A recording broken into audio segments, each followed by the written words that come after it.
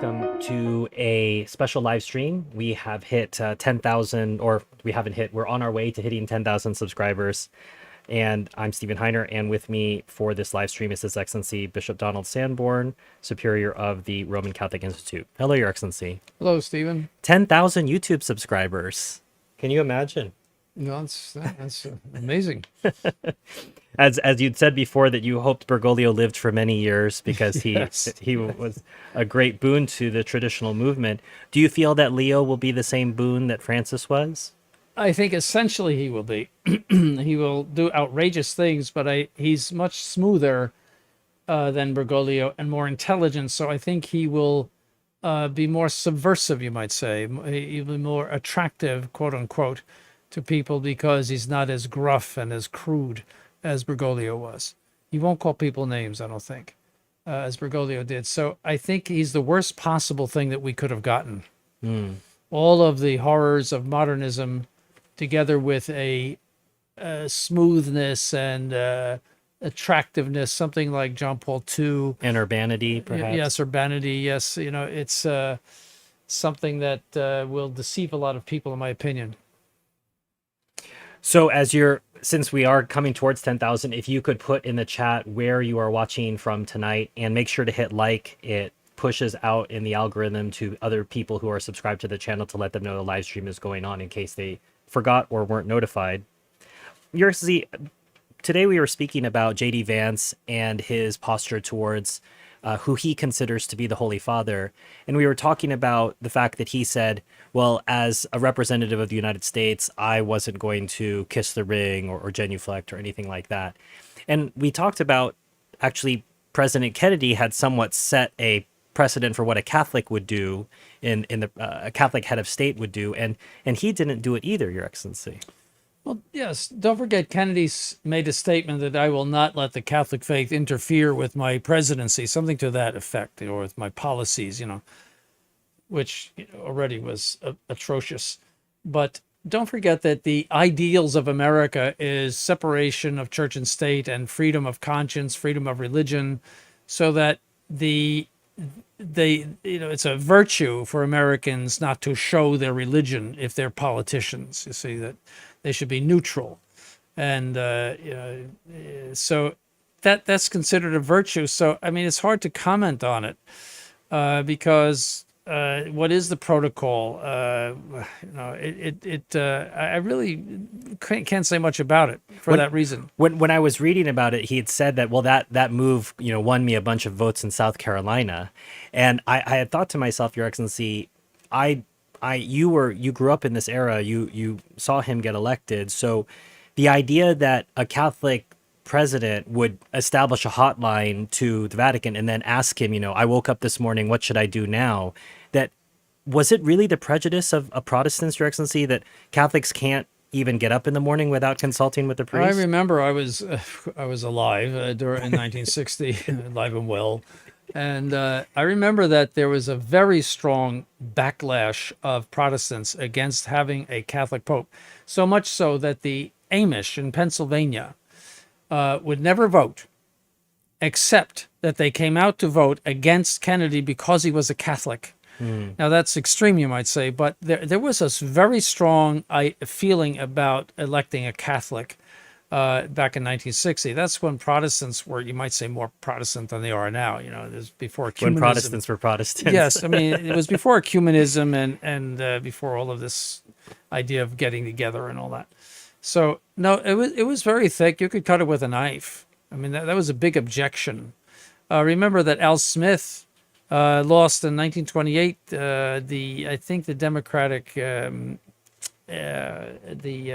nomination. He was the governor of New York, and he lost the Democratic nomination because he was a Catholic. That's the Al Smith dinner that they always refer to. Yes, Al Smith. Yes, he was a Catholic, and no, there was a very strong prejudice against Catholics in this country. Yeah. It's extraordinary to think about, even so recently as that was a prejudice, yes. And Kennedy had to be a good American and show that. Yes, I won't be a Catholic in the White House. I mean, but again, that's virtuous for Americans. To be religionless in politics. That's virtue. So I think J.D. Vance just has that He's a good mindset. American. Yeah, and I wouldn't be too concerned about it, frankly. So I'll read you where some of our watchers are watching today from New York City. We have New Jersey, not so far away, Mexico, Salt Lake City, Iowa, Australia, England, St. Louis, London, Ontario, the west of Ireland, Colorado, California,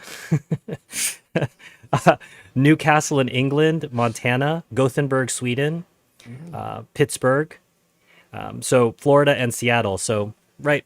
That's practically the whole planet. How about Antarctica? I haven't heard that one yet. So we're waiting for our Antarctican watchers and listeners. Please identify yourself in the chat. Poland, Washington State, Steubenville, Ohio, and someone else from Newcastle, Your Excellency. Okay. So what's interesting too about Vance, Your Excellency, is that shortly after he took office, he was being pressed on the migration issue, and he wrote on social media, "Just Google Ordo Amoris." During the interview on Fox News, he said, "You love your family, and then you love your neighbor, and then you love your community, and then you love your fellow citizens in your own country, and then after that, you can focus and prioritize the rest of the world." I think it's interesting to hear Latin being shared on Fox News, Your Excellency. Is he right about the Ordo Amoris? Absolutely correct. Absolutely correct. It's straight out of a Catholic moral theology book, and I looked it up myself because I remember teaching it. And I thought, I'll just make sure I got it right. And sure enough, there it was in Merkelbach in Latin, and the order. And it's in St. Thomas Aquinas and in St. Augustine. So he was quoting Catholic doctrine. Might he be catechized properly in some ways? I suppose. I mean, the fact that he would know that, he's a very intelligent man. And he perhaps has read things on his own, and he might have researched Catholicism. I assume that he did in order to become a Catholic. He probably had a strong Protestant background, and so that's a big. I would assume that he did some research on his own. You wouldn't say that Ordo Amoris. You couldn't say that unless you had your nose in Catholic books. It was very impressive, I see, Yeah. and of course. Francis couldn't let this pass. Right. He was still alive at this time. While not mentioning Vance by name, Francis used a February 11th letter to directly reject that interpretation. The true Ordo Amoris that must be promoted is that which we discover by meditating constantly on the parable of the Good Samaritan. That is, by meditating on the love that builds a fraternity open to all without exception. What is built on the basis of force and not on the truth about the equal dignity of every human being begins badly and will end badly. Well, I mean, when was the last time we heard him quote Latin in a letter, I suppose, is the first part you're going to see. First of all, it's common sense. If you had to save your own child from death or the child of your neighbor from death, you would save your own child if you couldn't save both. That's common sense. You don't need a brain to figure that out. All right. So to say that he's obviously that quote from Bergoglio, which was repeated by Leo, right, is referring to immigration. You see, this is so we have to open our borders to everybody, and they're all equal. They can walk in and just sit down and collect money from us, and rape people and do horrible things to people. So right, we should love them all. And I mean, these people. I'm thinking. Why don't they open the Vatican to those people? Why don't they set up tents in behind St. Peter's? A big nice park behind St. Peter's Basilica. In the I've been gardens, there once. yes. And that big colonnade. Why don't they invite these people in, and let them rape and steal and cheat and do everything else and kill? Well, they may, like yourself, you actually have a love of cats and not want those cats to be taken and used for lunch or other things like that. No, it's. I mean, the hypocrisy of these people, and one of the first duties of any regime or whatever you want, a government, is to protect its borders. That's why you have an army, to protect the borders. And of course, there has to be some limitation of immigration because the economy can only support a certain amount. I mean, there's otherwise you have people on welfare; they can't get jobs. And you have to make sure that they're not criminals.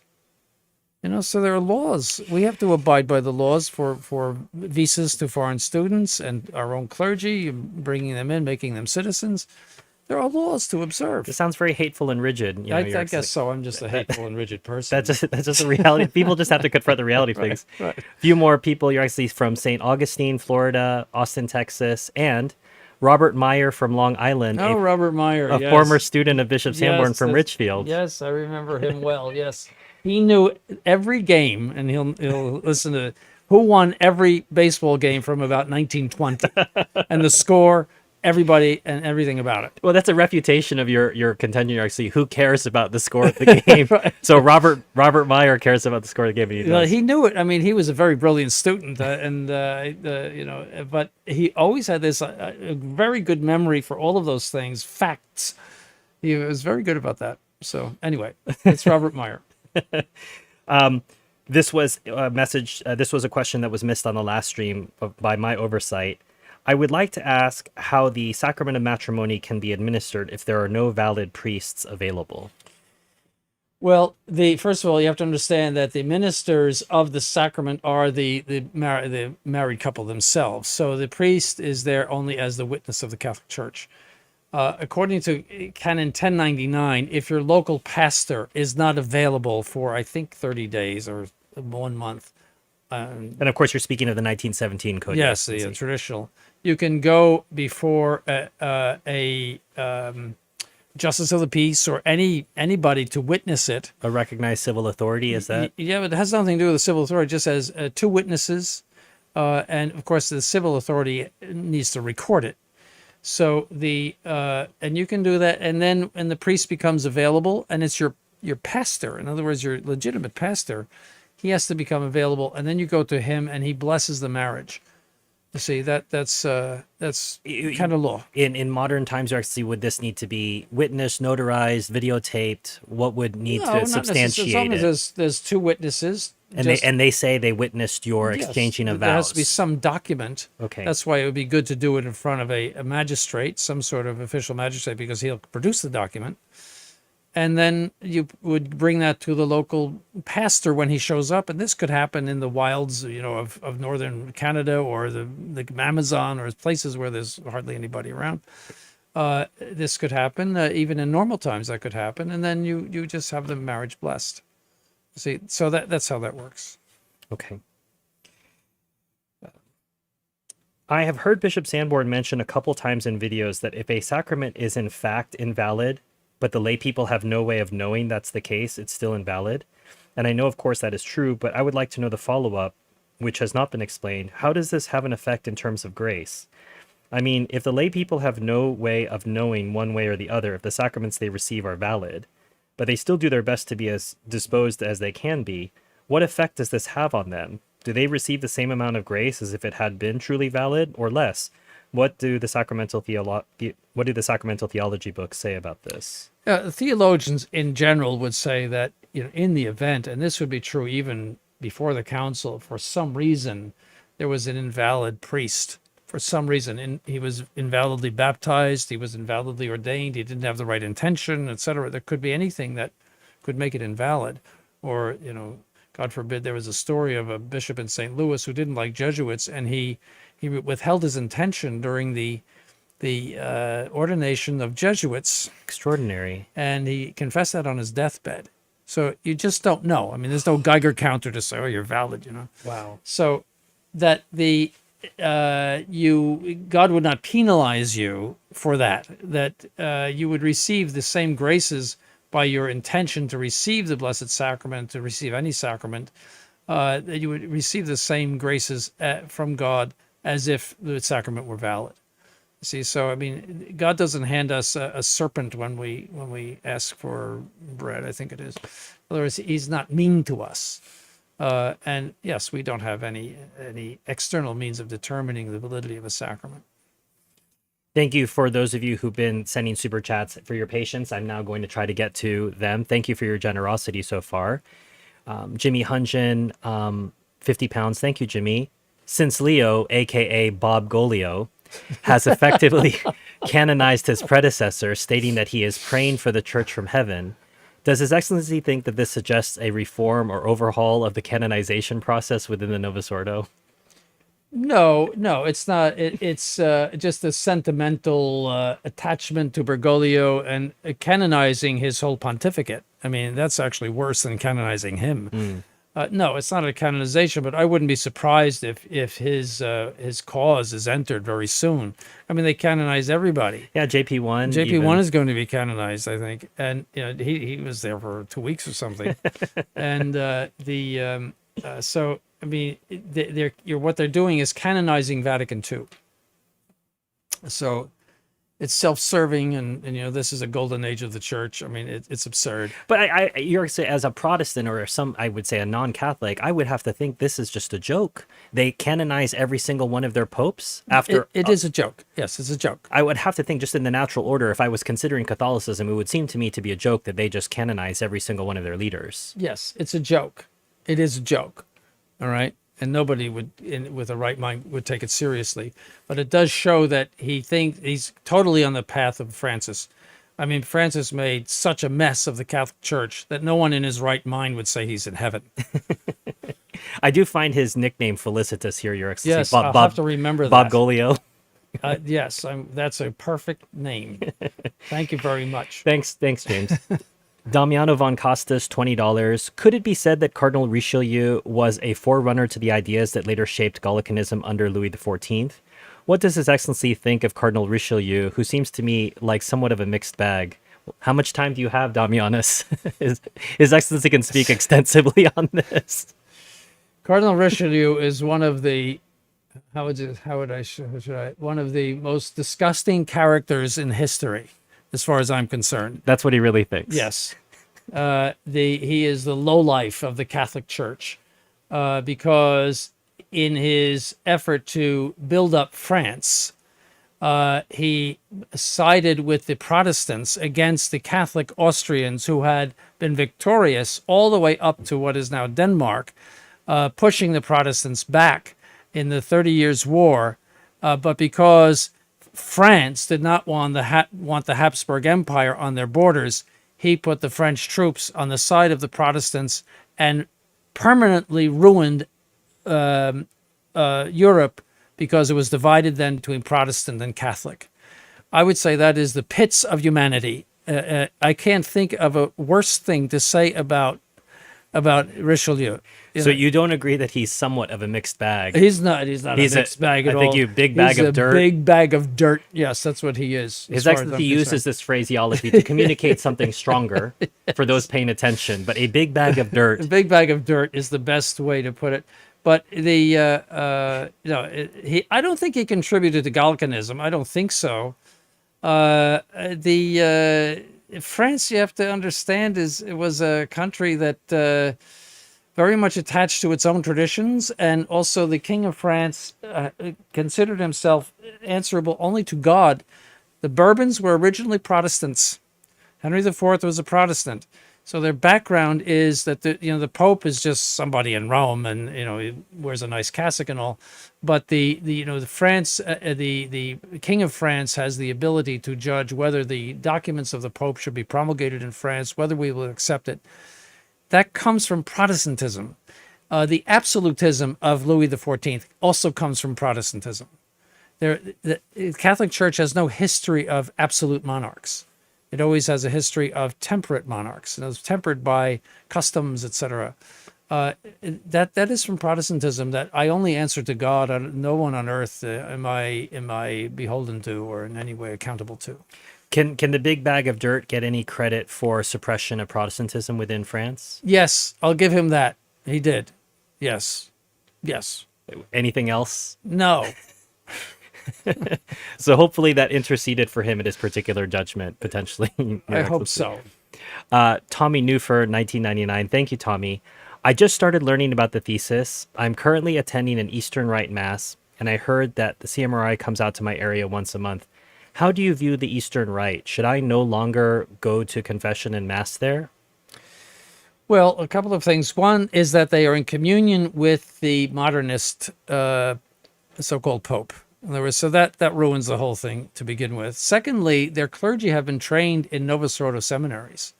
So you're not seeing a refuge there. They do retain their rights, which were changed to a certain extent in the 1960s, but nothing like the Novus Ordo. So probably a valid mass, but it's una Yes. cum. Yes, it's una cum, and that would say stay away. So that's just stay away. All right. So Tommy, if you have a follow up to that question, I think His Excellency is pretty clear there, though, that you should not attend that Eastern Rite Mass, beautiful as the liturgy may be. Matthew, $20. Thank you, Matthew.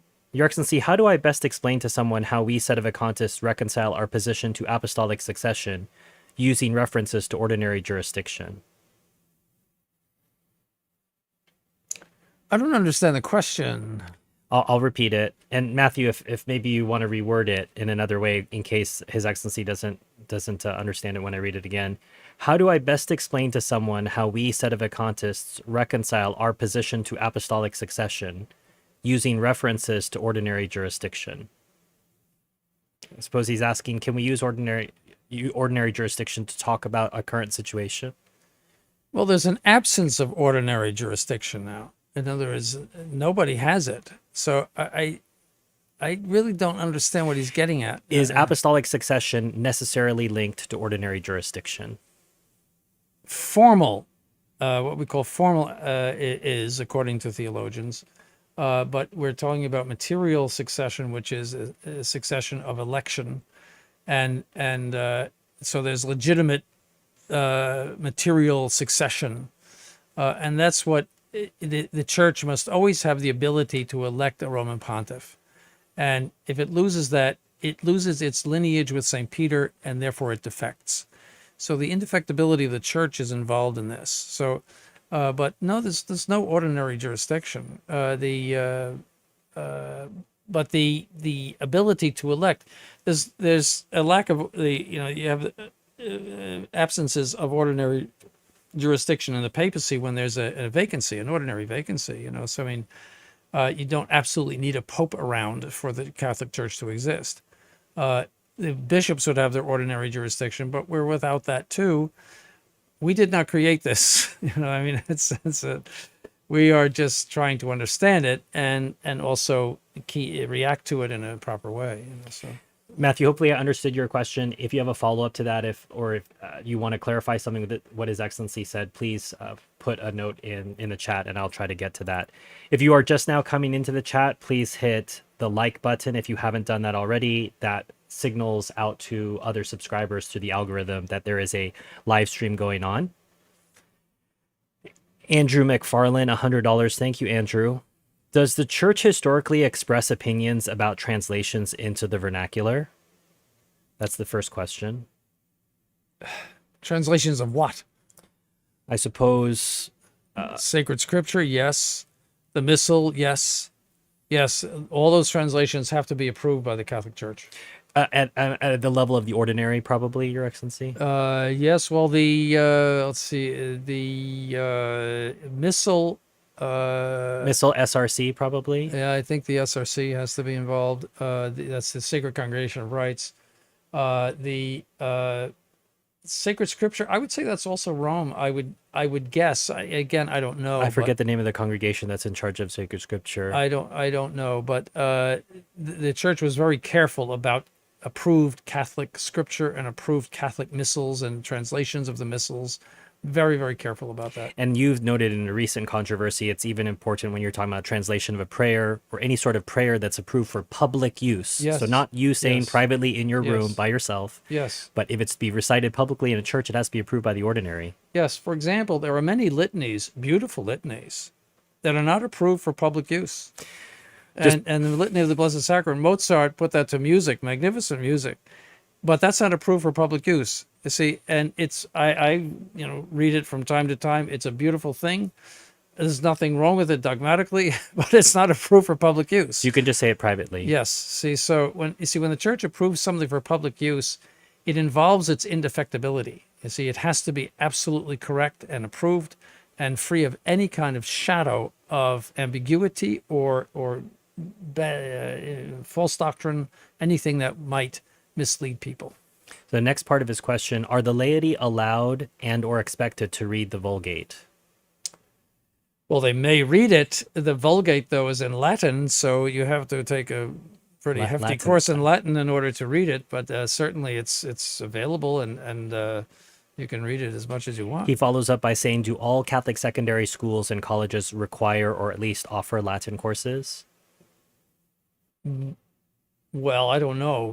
Traditionally, probably. Traditionally, yes. Yes. We had to take, well, they would figure out how smart you were first.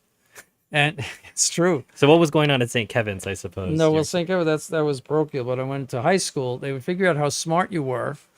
And if they thought you were pretty smart, they would force you to take at least 2 years of Latin. Otherwise, you took Spanish. Okay. Yes. And just for the record, His Excellency did not take Spanish. He I did not take Spanish. I tried to learn Spanish once, and I gave it up because there's so many different ways of pronouncing it that I just gave up. It was no preparation for the high number of Spanish-speaking clergy that are part of the institute. It'd be very useful. There's a lot of Spanish around here, more and more as time goes on, and it'd be very useful language. But I just gave up. I didn't know how to say it. His Excellency is not giving himself enough credit. I mean, he's taught classes in Polish and Russian, which I think are much, much more difficult to pronounce than Spanish, Your Excellency. Polish is impossible. The Russian is not too bad, actually, but the Spanish, there's so many differences between North and Mexico, South America, Spain, and all the different, they all say it a little differently. And so that's one thing and actually be very easy because I know Italian and they're close. And that was another reason I noticed that I was mixing them up and I didn't want to ruin my Italian. So I stopped learning Spanish. Okay. Yeah.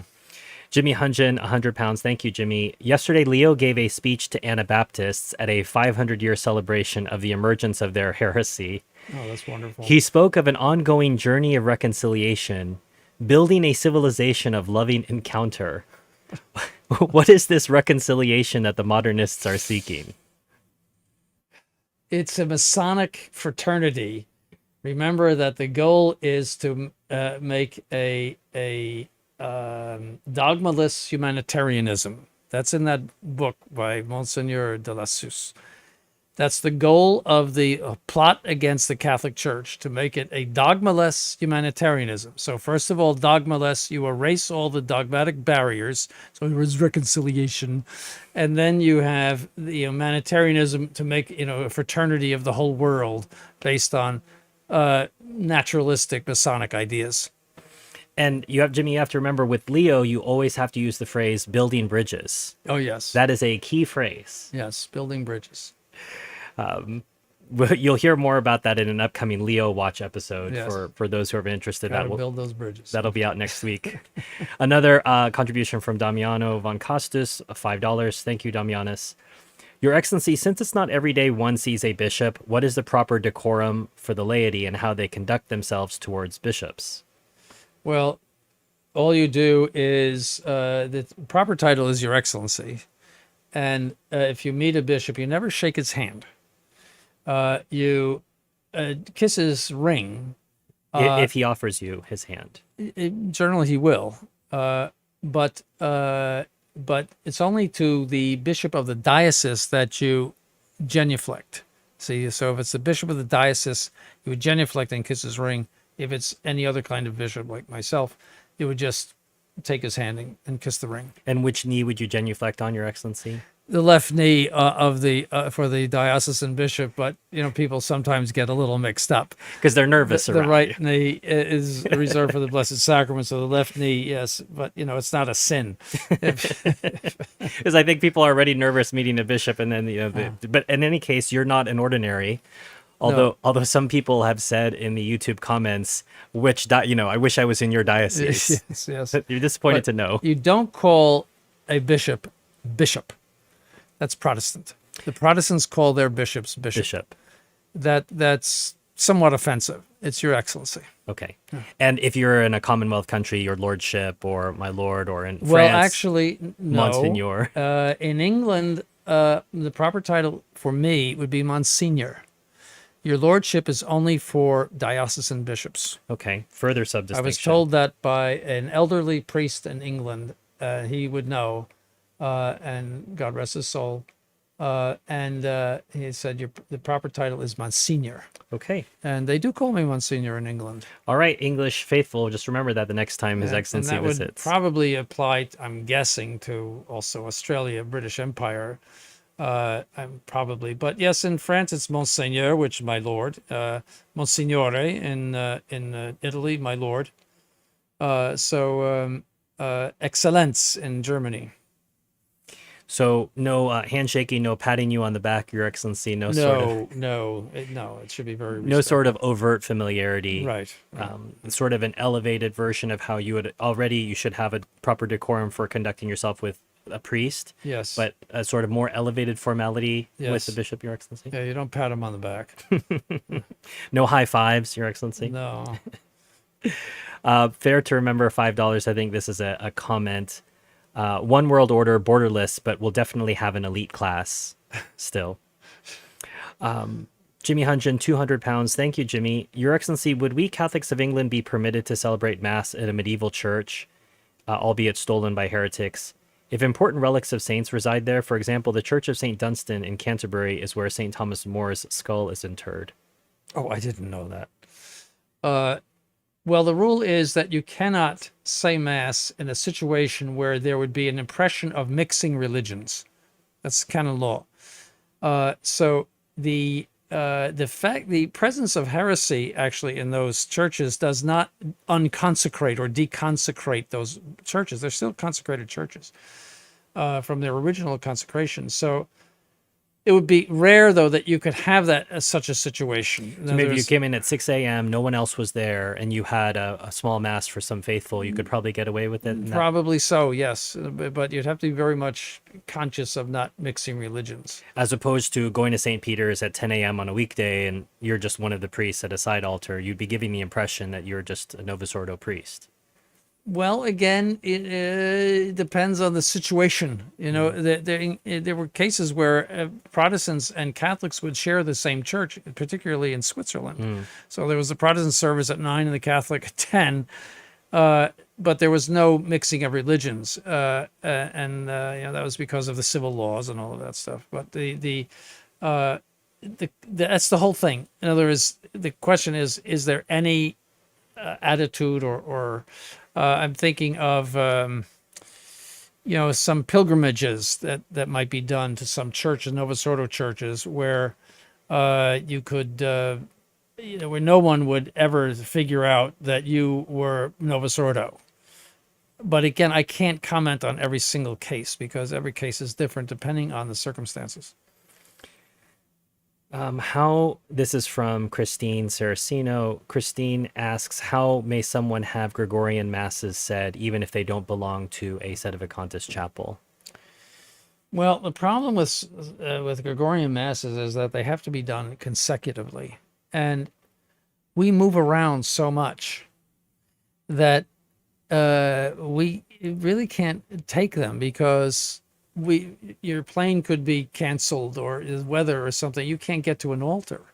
See, and then you have to start all over again. They're really made for monks and monasteries, you see, where there's no movement. And if you're sick today, you could ask the monk next to you, could you say the Mass for me? You know, that's so we turn them down, actually. Yeah, so Christine, I think His Excellency is answering that it's less about whether you belong to a Sede-vacantism chapel, is if you can find a priest who will take Gregorian Masses. Yes, you could, maybe somebody that doesn't move around a lot. But then, he could get sick or something like that. And so it's something that we don't do. So. A couple more latecomers saying where they're from, and those of you who are just joining the stream now, feel free to, if you have not already, share your location in the chat and make sure you hit the like button to get this out to more people. Coronado, California, and New Hampshire, Your Excellency. Mm-hmm. Another from Damianus von Castus, $5. Thank you. While I greatly appreciate His Excellency's articles and lectures, might we hope for a book from him someday? Well, if the rest of the faculty would detach me from my teaching duties. Well, you'd have to detach yourself. This is something that people have to understand. His Excellency actually loves to teach. So That would be a challenge. He would have to detach himself as well. I would have to devote an awful lot of time for What that. would you like to write about, I suppose, is the hidden question here. I'd like to actually make a book out of my course, Modern Errors. And there's the history of the whole, how it all happened. That's one of my courses, the how Vatican II happened. But it would take a lot more research. I would have to perfect it a great deal, and it would take a lot of time. But and then there should be a book about what's wrong with Vatican II. There's a lot of that, but there's a lot of literature on that already. But again, the history of Vatican II, how that happened, that would require a great deal of historical research, all of the characters involved in it, and that would be difficult. See, so it's well, there's also the impediment, Your Excellency, that cats like to get on keyboards whenever you're working on anything important. So you'd have to have a cat keyboard protector, I think, is the challenge. If you want to hear some of His Excellency's insights, there's the Modern Errors course, which you can find on the MHT Seminary Courses channel. So that's a separate channel from MHT Seminary. And a lot of the Modern Errors course, I think, is up there, Your Excellency. Mm-hmm. And then some years ago, His Excellency and I recorded some videos that were sponsored by Novus Ordo Watch on Christendom in general. And His Excellency covers a lot of the material there as well. But don't know if we'll ever have a book, Your Excellency. But thank you for highlighting what you would consider a priority. Teodoro Boggio for $5. Thank you, Teodoro. Dr. Sungenis said recently, there is no limbo of fathers according to his exegesis. What would you say? He also sadly gave the St. Jerome translation, I don't know, of the Psalter, an A-. Say that again. Say the Dr. whole thing. Sungenis said recently Who? Robert Sungenis, I don't know if you know him, Your Excellency. I don't know. Said recently, there is no limbo of the fathers according to his exegesis. What would you say in response? Well, limbo is a common teaching of theologians based on the justice of God, and that is, it would be contrary to the justice of God that He send unbaptized babies into the hell of the damned, so they can't enter heaven. So it's a theological conclusion that is commonly taught. I would say it's certain. In other words, it's a designation of certain theological conclusions, a certitude. It would be very rash to deny it. I don't think it would be a heresy to deny it, but it would be very rash to deny it. And the fact that the fathers don't talk about it doesn't really mean anything. There's many things that they did not talk about that were later became theological conclusions. I saw a quote from Saint Augustine saying that Jews worship the same God as us. I thought Vatican II was wrong for saying this. And then he provides a quotation here from Saint Augustine. They have deserved to have names of their own in separate meetings, being different not only in matters of words, but also because of their superstition, like the Photinians, the Arians, and many others. It is another matter with those who have caused schisms. The Lord's threshing floor might have kept them as chaff until the time of the last winnowing, had they not in their levity been carried off by the wind of pride and separated from us of their own accord. The Jews, it is true, worship the one omnipotent God, but they expect from him only temporal and visible goods. Being too secure, they were unwilling to observe in their own scriptures the indications of a new people of God arising out of humble estate, and so they remained in the old man. I suppose the parsing there, Your Excellency, is St. Augustine's phrase, the one omnipotent God. In Latin, there is no article. It means one omnipotent God, and it's true. They do worship one omnipotent God. The Muslims worship one God. So it just means they're monotheists, but they do not worship the true God because our God has a son, and their God does not have a son. So they could not possibly be the same God. So they're rightly ordered in that they believe there's only one God, but they incorrectly identify who that God is. Yes. If they don't know the Son, they don't know the Father. That's explicit in our Lord's words. He who knows the Father knows. Yeah, yes. I mean, many ways he said that very same thing, and he accused the Jews. He said, "You don't know the Father, and if I would to say I don't know the Father, I would be like you liars." How more explicit could he get? It's the same God. No, the Vatican II tried to pin that on Gregory VII because he wrote a letter to a Muslim potentate in northern Africa who permitted bishops in his, and he said, "We worship one God." You see, in other words, that's something common to us. We worship one God. We're both monotheists. Well, that means we worship the same God, and that's not true. And Cardinal Baronio actually comments on the whole thing that he didn't mean that they worship the same God. Obviously not. Allah is not the Holy Trinity. That's very rigid, Your Excellency. I don't know. I don't think the Muslims would say no, they would never say that Certainly Christians not. worship the same God as Allah. No, there's phrases both in the Talmud and in the Quran for Trinity worshippers, which we won't go into here. I mean, that's a bad translation because they put the in. Latin does not have. That is unum Deum omnipotentem in Augustine. And here, once again, Your Excellency, you're illustrating the importance of knowing languages. When you're dealing with theology, you can't just count on a translation to convey the meaning to you. It's almost as if you should study Latin to study theology, Correct. Your Excellency. You cannot do theology without a thorough knowledge of Latin. Strange ideas. Pius German, 12 euros. Thank you, Pius. Would you say it is better to go to no Mass than to a non-unicum SSPX Mass? Well, the problem with non-unicum SSPX is that they profess unicum. You see, the priest might say privately, "I'm not unicum," but the Mass is said with the profession of unicum. In other words, the picture of Bergoglio, or now Leo, is in the doorway, and it is all supposedly under the auspices of the Novus Ordo. And so that's what ruins it. It has to be publicly non-unicum.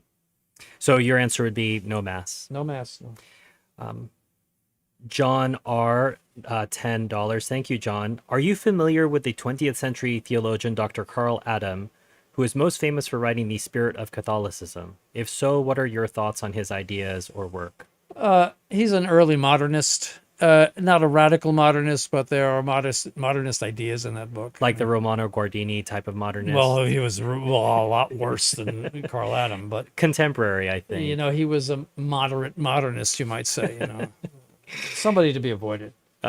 So I hope that answers your question. Yeah. Jimmy Hunjin, £5. We practice super Catholicism merchandise from Roman Catholic Media. I suppose you have to give some context, Your Excellency, for the we practice super Catholicism. So His Excellency might not remember that if you're a layperson, when you're going to Mass, you're practicing Catholicism, but if you're coming to the seminary, you're going to be practicing super Catholicism. I think that's the phrase that's attributed to you, Your Excellency. I don't know. I don't ever remember saying that. All right, so Jimmy, maybe that merchandise will not be coming anytime soon. Our St. Anthony Padua Radtrad, $20. Thank you, Padua. Are canonizations of the Church infallible acts? Is this up for debate? They are infallible, and no, it is not up for debate. Pius XI was very clear about it.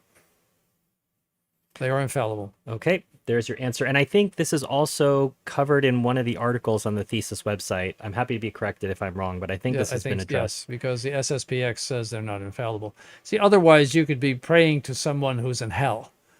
In other words, that St. Teresa of the Child Jesus could be in hell, and you're praying to a damned soul for intercession. That's the idea, is that if the Church is proposing something, as a saint for veneration and intercession, and so it involves again her indefectibility.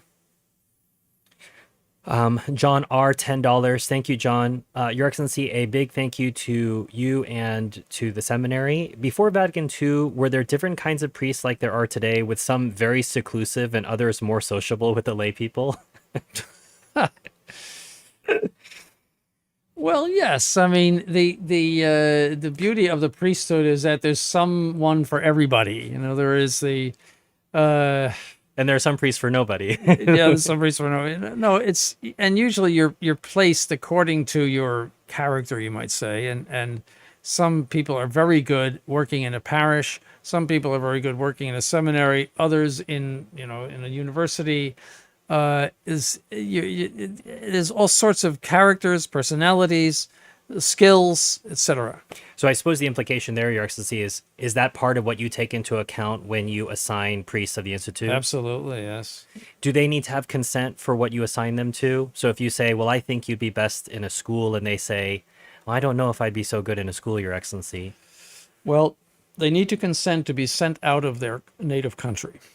Well, the United States is pretty big, so It's a pretty big area. Yeah. so they don't have too much choice if they're Americans, I Right, suppose. but we do have people in Europe and Australia, and so we would need that consent. But no, I mean, I don't like to force things on priests. If they said, "Oh, please don't send me there," I wouldn't force it down their throats because they're going to be unhappy.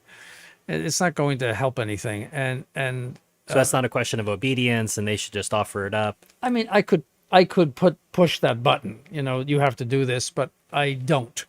Let's put it And that why way. is that, Your Excellency? Because they should be happy in what they're doing. If they're not happy, it's just going to be a grind for everybody, and it's going to make everybody else unhappy. You look for situations which are self-fulfilling for the priest, according to their inclinations. So grace builds on nature. You want to make sure that the Yes. natural disposition is best. Yes, but yeah, I would be very hard pressed to force somebody to go someplace. 20 pounds from Jimmy Hunjin. That and 25 cents will get you on the subway would be a great title for a book of Sanbornian quotes and anecdotes. Actually, it's 15 cents when I was growing up. But that was a New York expression. I think I think we could have a good phrase book, Your Excellency. Yes. That and 15 cents will get you on the subway, and then we'll put a bunch of quotes in there. I might work on that, Jimmy. Yeah. Watch out. I might have that. People watching from Minnesota, New York City, Harrisburg, Lathia, Southwest Michigan. That's I'm familiar with that. If you are still coming onto the stream recently and you haven't already hit the like button, please do so. And if you haven't shared where you are watching from tonight, please feel free to do that in the chat. Thank you to everyone for your generosity so far in the super chats. It's really been a nice celebration of moving towards 10,000 subscribers. What would it take for the Institute to accept a new pope as a true successor of St. Peter? Oh, he would have to repudiate Vatican II and annul it. That's the first thing. Vatican II is the source of all of the problems. It's like the Communist Manifesto. It's the source of everything, and that's got to go.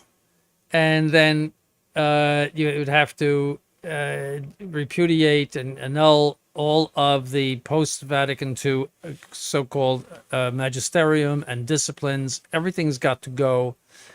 You would have to look into, well, you have to condemn the new mass, and nobody can use it. All the new sacraments condemned. There's just a whole series of things that might take months actually to do. You see, there's got to be there can be no halfway for this. The church has to be, I don't want to use it, everything has to be set aright. It can't go halfway. You're not going to extract Catholicism from these people. They just have to be condemned. It's the worst heresy ever to assail the church, as St. Pius X said, and it's got to go. So I hope that... But I would say this. It's my opinion. I think the only way that that's going to happen is by the conversion of one of these Novus Ordo popes. And for that reason, you should pray for them, for their conversion. That God's grace is stronger than anything that they can come up with by themselves, and God can draw them to wherever He wants them to go. So it would be a good idea to pray for their conversion. We have warm greetings from Spain. I'm a diocesan TLM priest who follows your channel from Spain, Your Excellency. So Yes. Feel free. We have Spanish speakers here. the handle is Intriabo at Altare Dei. If you'd like to reach out to the seminary using the Contact Us form, I'm sure that His Excellency or other clergy would be happy to speak with you about what's going on in Spain and about your own situation.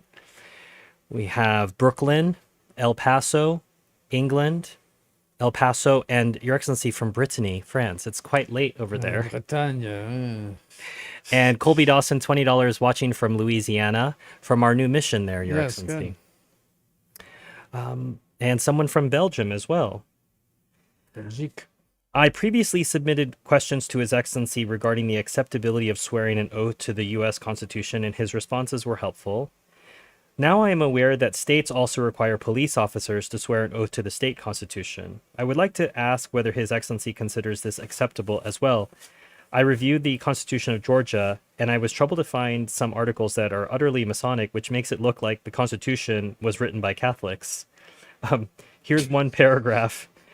Paragraph 3, freedom of conscience. Each person has the natural and inalienable right to worship God, each according to the dictates of that person's own conscience, and no human authority should, in any case, control or interfere with such right of conscience. Can I swear an oath to a constitution that has that paragraph in it, Your Excellency, if I want to be a police officer in the state of Georgia?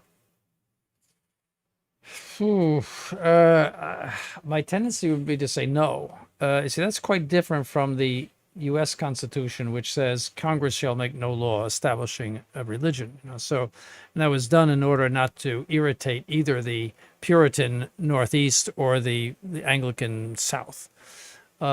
So we are not going to get into your religions, but the states actually, it's more sensitive in the states because they have to have the obligation, in principle, of professing the true faith, or if you want to say in an Americanist idea of separation from church and state, nothing at all. In other words, just they won't say anything about religion. But that is that everyone has the right to freedom of conscience. I don't see how a Catholic could swear to that. So either potentially move out of the state of Georgia and be a police officer somewhere else, where the state constitution isn't so offensive, or maybe become a sheriff where they don't have to swear such an oath, I suppose. Yes, I mean just thinking about it and thinking out loud, if you would say that pertains only to, say, the laws of Georgia. In other words, where you're not talking about a moral right, but merely legal. And that's the laws of Georgia, perhaps. But I would have to think about that a long time before I would give my imprimatur to that. You couldn't do it in sort of a mental reservation. You'd have to ask them that you are agreeing to it with a caveat or something like that. You couldn't just say it to yourself. That's very sad. I'd have to think about that answer a long, long time. I don't want to say anything. Okay. So if you want to, the person who asked that question, you know who you are. If you want to follow up with His Excellency on a future stream, he will ponder it. That's one of the things about His Excellency's temperament. He's a ponderer. So you may have an answer a month from now. It could be 6 months from now. But follow up, I'm going to put that on you. My inquiry is regarding preparation for penance, Your Excellency, as an adult boomer. I've lived many years of an unconfessed life of sin. How would I address the uncounted volume organized by sins against virtues, etc.? There's also the problem of unremembered sins, questionable prior years, instances of sins confessed.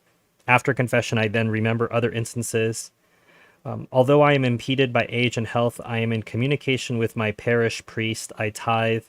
I pray for the sacraments till I'm able to travel. I think by that wording there, Your Excellency, this is probably someone from the Novus Ordo, if he's in contact with his parish priest. Well, I would say don't confess to a Novus Ordo priest, because in most cases that would be an invalid confession. You're only obliged to do your best in confession. In other words, to do a good examination of conscience according to the best of your ability. But you do have to think about number of times and all the circumstances that might change the sin. But very typically in a situation where you are you have many years, yes, you might come out of the confessional and think, oh, I forgot this, I forgot that. That doesn't annul your confession. just means that in your next confession, you say, I forgot this, you see. But you're only required to do your best according to what I always say. It's like a basket of sins, and then you're going to dump it on the priest, you see. You have to collect the basket, well, and it's not a very felicitous image for you, Your Excellency. And then you go in, and this is it. But you might remember that, well, there's other things that belong in the basket. And the priest is going to interrogate you too, not to make life miserable, but if you're not confessing correctly or precisely, he will guide you through it.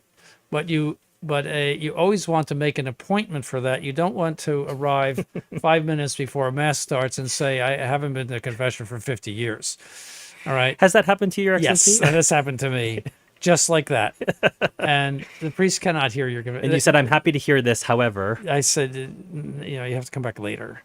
Yes, and no problem. But that would take an hour. Did that person come back? I don't know if he did or not. Okay. But the can't do that 5 minutes before Mass. No. That's and you have to have some common sense. But that a confession like that would probably take about an hour. All right, so you have to make an appointment, but again, don't go to a Novus Ordo priest. There was an evening Mass here, Your Excellency, the Ascension Thursday Mass for the faithful who were working obviously on Thursday. In the United States, it's not a civil holiday, and someone had noted that. A fragment from an earlier meal had popped into their mouth and they had unwittingly swallowed it. And they asked, did this break their fast? No. And Pius XII was very clear on that. And why is that, Your Excellency? Because they're thinking it is a food item I've swallowed. I've broken my fast. No, he was very clear that does not break the fast. So if it's something that's in your mouth already. Right. Something that's caught in your teeth and then you swallow it. No, does not break the fast. All right. Fair to remember, $20. Thank you, Fair. No detachment from our videos, but couldn't Mr. Heiner compile your debates and conferences? I type fairly well if that would help. The debate with Dr. Fastigi, I would pay to have that video restored. That was a pretty hilarious, for those of us, maybe not so hilarious for you to experience it, Your Excellency, but my favorite line in that video is where you say, well, that isn't very ecumenical of you, or that's not very welcoming, or something like that, where he's, speaking in pre-Vatican II language and pre-Vatican II condemnation, forgetting what church he belongs to, wasn't very welcoming. Yes. So do you want a compilation of your debates and conferences typed up, Your Excellency? Ooh. Well, the problem is, when you're talking, sometimes it's not the same thing as writing. So, it's not, I don't think it would be suitable, especially in a debate. That debate was crazy. Well, you brought your Hallelujah chorus down there too, Your Excellency. There are a lot of, I think, more supporters of you, and then a couple, I think, Novus Ordo seminarians who got embarrassed. Yeah, yes. And also he was going overtime. The moderator was one of his seminarians, and he let him go overtime. I was very careful to stop. And no, I think I destroyed him. I happen to agree, Your Excellency. Do you find such exchanges fruitful or useful? No. And why is that? Because I think a lot of people would love to see you debate, with people. Well, you're not really addressing the problem in an intellectual manner. You're fighting with somebody, and he's throwing stuff at you. You use the term food fight. It's a food fight, yeah. Here, take this, and it's not a rational approach to it. It's kind of fun, but you're not getting anywhere, I don't think. As a matter of fact, they came back to me and said, "You want another?" And I said, "No." I said, no, it was fruitless. And when he said that that's when I got off the boat. I said, when he said that the Magi, that was an ecumenical meeting, when the Magi came to see our Lord in Bethlehem, come on, that's the end of it. I mean, I shut down after that. Well, it could be, these days they say it was a diversity as well, Yeah. I think there was, somebody that had dark skin in it. So I think that answer, and I still would say people should check out that debate. I think it was pretty good in terms of hearing you score some points, Your Excellency. I think it's worth watching. But otherwise, debates, I think, are... It was 21 years ago. Many, many years ago, just a moment for His Excellency. Jimmy Hunjin, 10 pounds. Another title, I've got a bridge to sell you in Brooklyn, The Lies of Vatican II. I think that's pretty good. I'd go with that. Your Excellency. That's a good title. Yes. LP $50. Thank you for the stream tonight. I know His Excellency sometimes has reservations on these. Yes, unless he's whipped into doing it against his will. LP, if you have a question, please feel free to put that in the chat. Christine Saraceno, $20. I understand that the Institute holds to the thesis while the CMRI doesn't. May it be hoped that the two groups will reconcile someday. I consider myself Sede ecumenical, open to all open to all sedes except for Feniites. I don't think you're very Sede ecumenical, Your Excellency. Well, the difference between thesis and totalist is simply how these people are not popes. It's a theological explanation of how they are not popes, all right? And yes, it's difference of theological conclusions, but that does not prevent us from being, let's say, friendly with certain groups. As a matter of fact, we just reconciled with a totalist group in Cincinnati, and we always had a good relationship with Bishop Dolan and Father Cicada, who were both totalists. I mean, Father Cicada taught at the seminary. And we would have these occasional discussions, but they were always in good form. So that's really not a dividing thing. It's a difference of opinion, you might say, but it's not a dividing thing. But there are much more serious things that divide us from the CMRI. So, if we're only that, really there would be no. But it's not only it's that. not only that. It's probably not the time to go into that. And Christina, the bishop has been asked this before. He's not really going to get into particulars regarding this issue, but I think his answer is sufficient. Your Excellency, how do we know that you were consecrated as a valid bishop? Can you show us papers or a recording that you have? Yes, well, I have a document from Bishop McKenna, and was there a video recording done? I can't remember. It was 2002. I don't know, but I mean. But there were witnesses. There were people there. Yes. Photos. Yes. So I don't know. I mean, it was a long time ago. His Excellency was just getting consecrated. There were competent priests on either side as it was happening, and no, it was all done very validly. Yeah, so I suppose the short answer is, Silk Road, if your friend is serious about this and they were to send an email to us through the Contact Us page, we could send links to photos or testimonies from that. Greetings from Peru, Mexico, more South American representation, Your Excellency. Mm-hmm. I'm a priest. Greetings from the Diocese of St. Augustine, Florida. Your Excellency, I appreciate your teaching. More infiltration among the Novus Ordo clergy, thanks to you, Your Excellency. Your website says the seminary is in Pennsylvania, but on one of your podcasts you state it in Florida. Which is it? Rich, the podcasts are older podcasts. The seminary moved here in 2022. In October of 2022. Yes, we used to be in Brooksville, Florida, a little north of Tampa. For many moons, actually. Yes, as somebody said from Tampa, that is something that you pass on the way to Atlanta. Tampa is something you pass on the way to... No, Brooksville, okay. It's something you pass on the way to Atlanta. All right. But yeah, it's that's a school now and a convent and a mass center, a church. And we moved to Pennsylvania because we didn't have enough room there. And the only reason for Pennsylvania was that the building was right. It was the right size, and everything else was right. We had to be close to a big airport. And he's talked about this in other videos, Rich. If you want to look back on the MHT Seminary YouTube channel, you'll hear His Excellency talk. He started the search for this building in 2020. I think maybe it closed in 2020, Your Excellency. No, I closed it in 2020 in the middle of COVID. People were sitting on all sides of this huge room. The deadliest disease in the history of mankind. And that was in November of 2020, but it took that long to fix it up for our needs. So 2 years, and then there's all the other permit zoning inspections. Oh, it was endless. Endless. I think His Excellency got some status with the hotel chain by all the. I did. I got the highest super diamond or something. Diamond, whatever. Jimmy Hunjin, £5. Thank you, Jimmy. I wish Father Cicada had also been there for that debate with Dr. Fastigi. I'm sure he'd have had some comments. Oh, that would have been perfect. I could just imagine him in the peanut gallery. I've got a question, Your Excellency. It just would have been wonderful. Damio, Entertainment. Damio von Costas, $5. Your Excellency, does the seminary ever translate and publish books for sale or wider use?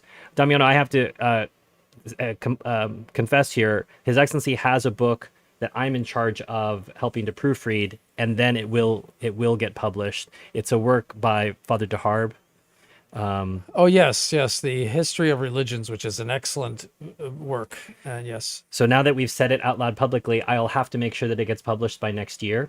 But as His Excellency noted, there's a lot of other things going on other than translating and publishing books, but it wouldn't be ruled out. It would just be a question of manpower. Actually, I am proofreading a translation of something by Cardinal Richelieu on the immutability of Catholic dogma, which is against evolution of dogma, which is one of the principal tenets of the Novus Ordo and Modernism. You see that idea of that dogma changes as people's living changes and their living experience changes.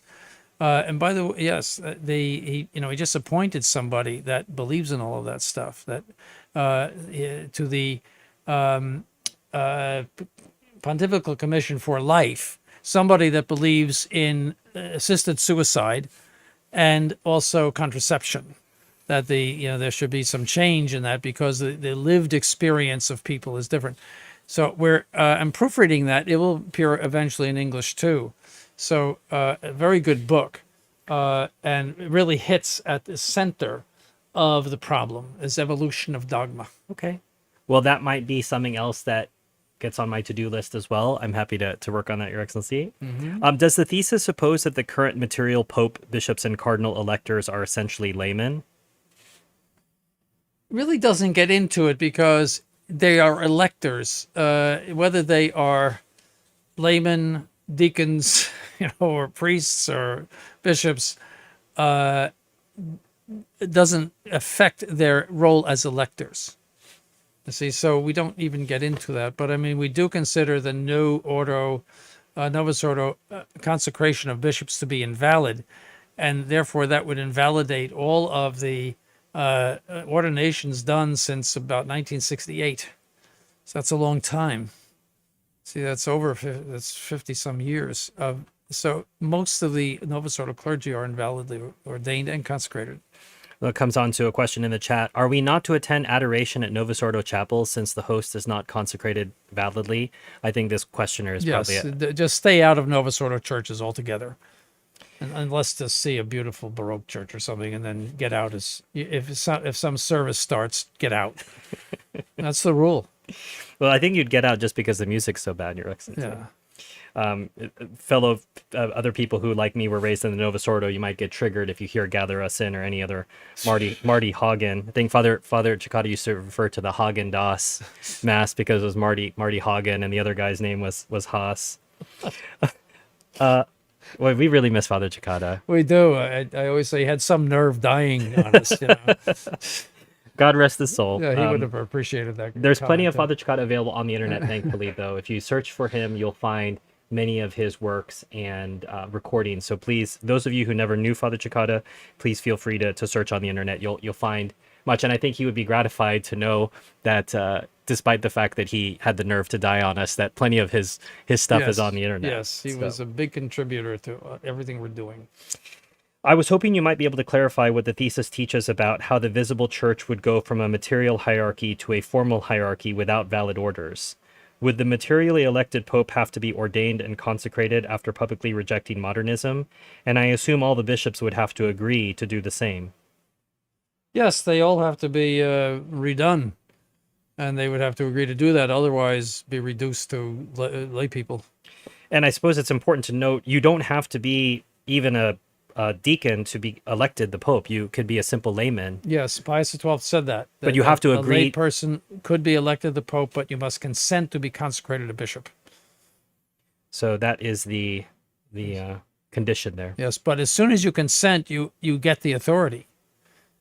You see, so as you could actually be ruling the church as a layperson, you might be consecrated a month later. His Excellency has noticed this before. The authority does not come from the orders. It comes from your role. Yes. Same thing. This applies in an ordinary position as well. If you're a local ordinary, you have the power the minute you are selected. When you are appointed, you have the power, and the consecration comes later. You know, if you're a priest, your consecration could be a month later. So those of you who are still new coming into the chat, if you have not hit like yet, please do so. That gets the stream out to more people. And if you haven't yet shared where you are watching from, please feel free to do that in the chat as well. Your Excellency, I attend a chapel hosted by an independent Catholic society that believes in the thesis. His name is Father Darrington, if you remember him. Yes, he was a former seminarian. He is a former seminarian. Yes. He said he went to MHT. He So I did. suppose the question is it okay to attend this Mass? I don't know enough about his organization to say yes or no. Okay, so Silk Road, if you want to email and give His Excellency or the clergy here some more details, they might be able to answer your question more specifically. Hard to do in a live stream without more information. Rich Parsons, $5. Thank you, Rich. I did read your question already, but I'll read it again. Just we are not to go to adoration chapels of Novus Ordo priests as the host is not consecrated validly. And His Excellency already answered that. Right. $50 from Andrew McFarland. Thank you, Andrew. It would be wonderful if we could get the syntax and idioms in the Dewey Reams made self-consistent. I'm not sure. I don't know what that means. Andrew, could you clarify what you mean by that in the chat? Someone else comments, please put more courses on the seminary courses page. I'd love more courses on church history. Matt, I would argue unless you've watched every single course in the MHT Seminary Courses channel, you haven't seen it all yet. So I would really encourage you. There's, I think, hundreds of hours of courses there. So watch all of those, and do know that the staff here are working on putting up more courses. It's not for lack of desire. It's simply bandwidth. The clergy have a lot going on top of making sure courses get recorded and uploaded. So it is noted, and thank you for your support. And if you don't know about the MHT Seminary Courses channel, it's a separate YouTube channel. Go over, subscribe to it. That channel is going to have more shorts being uploaded to it. It started to do so recently, so you'll see more activity on that channel. ABF, 14 Canadian dollars. Thank you, ABF. Is His Excellency aware of the work of Father Daniel Ahern and Archbishop, I think you mean Bishop, Pierre Waugh, in Atlantic Canada? He's not an archbishop. I'm in Newfoundland and want to know His Excellency's thoughts on those ministries. Well, I know Father Ahern, Daniel Ahern, very well. He's from Nova Scotia, and he's lives in Michigan. He goes around to various places on the East Coast, and I think he goes to Nova Scotia or some parts of Canada. And yes, I had him as a seminarian. He's a very upstanding priest, and I would recommend anyone going to his mass and his apostolate. Yes. Bishop Waugh, I don't know him. You see, and I don't want to comment on somebody you don't know. somebody I don't know. So I think this is the third or fourth time that someone has asked about Bishop Waugh. So I think I would just say once and for all, if you are going to ask a question, His Excellency can't answer a question on what he thinks about someone he doesn't know. Yes. So I hope that this answers, but I suppose it's going to come up in the future again, Your Excellency. Is there a period of time, so I think this is a question about minor orders and major orders, Your Excellency. Is there a period of time with which orders are received? Does the church mandate you are going to you'll be tonsured at this point? Yes. Can you speak to that a little bit? You have to be in your first year of theology for tonsure. And then for minor orders, you can give that any time after tonsure. Up until subdiaconate. Subdiaconate, you must be in at least 3/4 of the way into your third year of theology. That usually occurs in March. The classic day was the Saturday before Passion Sunday. Tzitzilientes Saturday. Diaconate, you must have, I believe... year 3 of theology? I think completed the third year. Completed the third year. And then priesthood... The earliest would be in the halfway through the 4th year of theology. That was done in Rome, where they would ordain you on the Saturday Ember Day of Advent, and then you would continue your studies until June. See, as a priest, you see, we don't do that. See, because once you're a priest, you have mass to I know, say, there's a plenty lot to of do. things to do, and so it distracts you from the studies. So we wait until the end of the year. But yes, there's a sort of a time for everything there. So we have people from New Zealand asking where I can find out about the thesis. Yvonne, I put a link to www.thesis.us in the chat. You should be able to read all you would like about that. And there's also a little catechism of the thesis and some other things on the Roman Catholic Institute website. So if you go to rcinstitute.org and click on writings, you'll see Father Disposito has a little catechism on the thesis, which can maybe help you answer some questions and then dig a little further. There's no shortage of writings you can read. From Pensacola, Florida, from Cincinnati, Crystal Beach, Texas, Archdale, North Carolina. All over the place, Your Excellency. Yes. Twin City, Georgia, Charlotte, North Carolina. Been to Charlotte. Hello from Tucson. Your Excellency, Been to Tucson. Your Excellency, a quick question about indulgences. So it's asking about the intentions of the Holy Father. Can I omit? Everybody asks that. The intentions of the Holy Father are what he would intend, if a true pontiff were there, what he would intend as part of his office.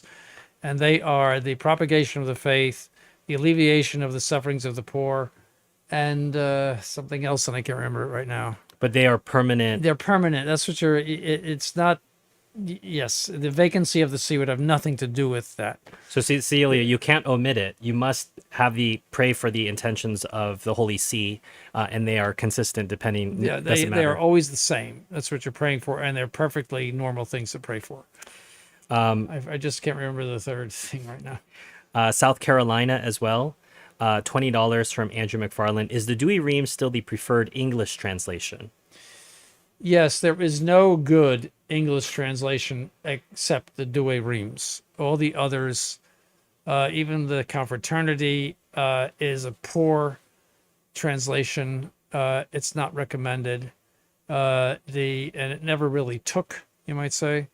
And then the New American Bible. I'm just throw it in the trash. I do as well. Well, that's what I grew up with in the Novus Ordo. We got the NAB. It's Bible stories, And no, the Douay Rheims Bible is it. They're quite available. Well, Jimmy mentions the Knox translation. He says, but His Excellency doesn't have a high opinion of it. No, Knox was someone who flirted with modernism.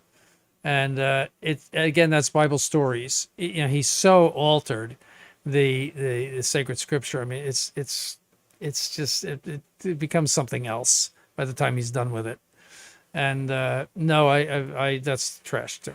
Yeah, and I don't find the Douay Rheims unreadable. I do think there are times when I always think of is it hard to kick against the goad, when that where he's talking to our Lord's talking to St. Paul, and you think, okay, I'm gonna have to read the commentary to understand that. But I don't find the Douay Rheims impenetrable. No, in its English. No, it's quite clear, and I would recommend that Haydock Bible if somebody's really interested in explanations. That Haydock Bible, it's expensive, but the footnotes are great about explaining everything that's above it, and so I would highly recommend that. So get a copy of that. We know who this is, Your Excellency. The person has listed Swamp and Tea, an Englishman in Florida. Happy feast of Saint Joan of Arc. I think we know who that person is, Your Excellency. There's a statue of her in one of the English cathedrals. I think it's I forget which one it is, but there's a statue of Joan of Arc in one of the English cathedrals. Yes. Really, that's very surprising. Protestant cathedrals. Yes. Yes, I was shocked to see it. Do Novus Ordo bishops have a right to claim ordinary jurisdiction? No, they would have to profess the Catholic faith in order to claim ordinary jurisdiction. No. The follow-up on the Knox Bible was, it was approved by Pius XII and it was translated by someone who is a good scholar. Well, again, does it contain false doctrines? I mean, when something is approved, that usually means that it doesn't contain anything against the faith. That doesn't mean that it's wonderful. I mean, and in my opinion, it's something that really should never have existed, because it so massages the true text. Saint Jerome said that he was very slavish to the Hebrew, so that you hear sacred scripture and not Jerome. So he was a Latin scholar, and he could have done beautiful, beautiful Latin, but he did it in Vulgate Latin. I mean, it must have been hard for him to write Vulgate Latin. It'd be like writing, common, popular English instead of, Shakespeare English. He was a Ciceronian, and he knew Latin beautifully, but he said that I don't want you to hear Jerome, I want you to hear sacred scripture. So he was slavish. That's why you get Hebraisms in it. It's ways of saying things that are typical of Hebrew. And so it's the same thing. It should be slavish to the original text.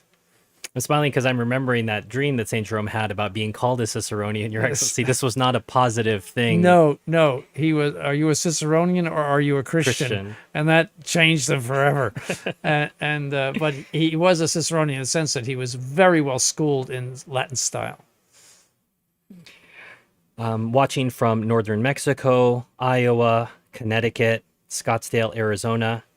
Isn't cremation strictly forbidden in the church, Your Excellency? Not strictly, in this sense that if there's a serious reason, such as plague or war, where bodies might rot and produce all sorts of horrible diseases, then you can cremate. But apart from that, it's forbidden. Exceptional cases. Very exceptional cases, yes. Plague and war usually.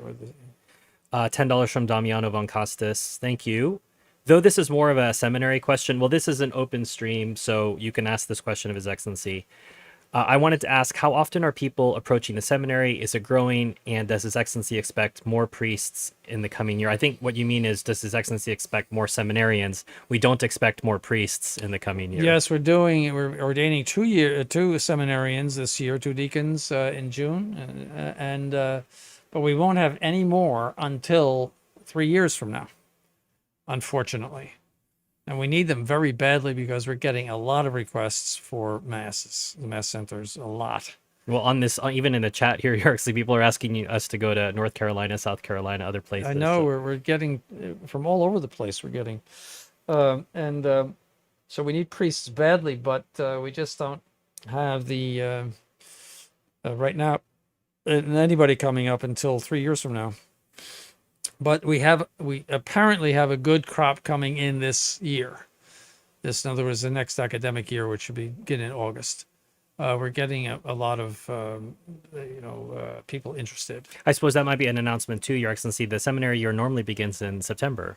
Yes, we've changed it to August in order to spread out the academic year, because it is so intense. The studies are so intense that we felt that it would be easier for them to digest the courses. It's an intensive thing because they have to take a lot of things they never would have taken in seminaries before the council, such as modern errors. 7 years of church history, because church history is very important in order for them to defend themselves against the onslaughts of naysayers, the modernists and everything. I think you were saying when you looked at previous seminary curriculums, they maybe did 4 years of church history. If that. Okay. And it was very, peripheral, or not peripheral, but I mean, it was not deep. And so why do you think it's so important that it has to be studied every year, Your Excellency? Well, because modernists are throwing at us all sorts of objections all the time, and just ordinary people we need to answer objections. They need to know the history of the modern errors. They need to know modern theology. They need, in a way to condemn it and defend against it. So they take those courses that would never have been given. Modern philosophy they have to understand. Those are just some of them, and Catholic political philosophy, which was never given, but which is really, I think, necessary in these times because there's so much confusion. Yes, there's people.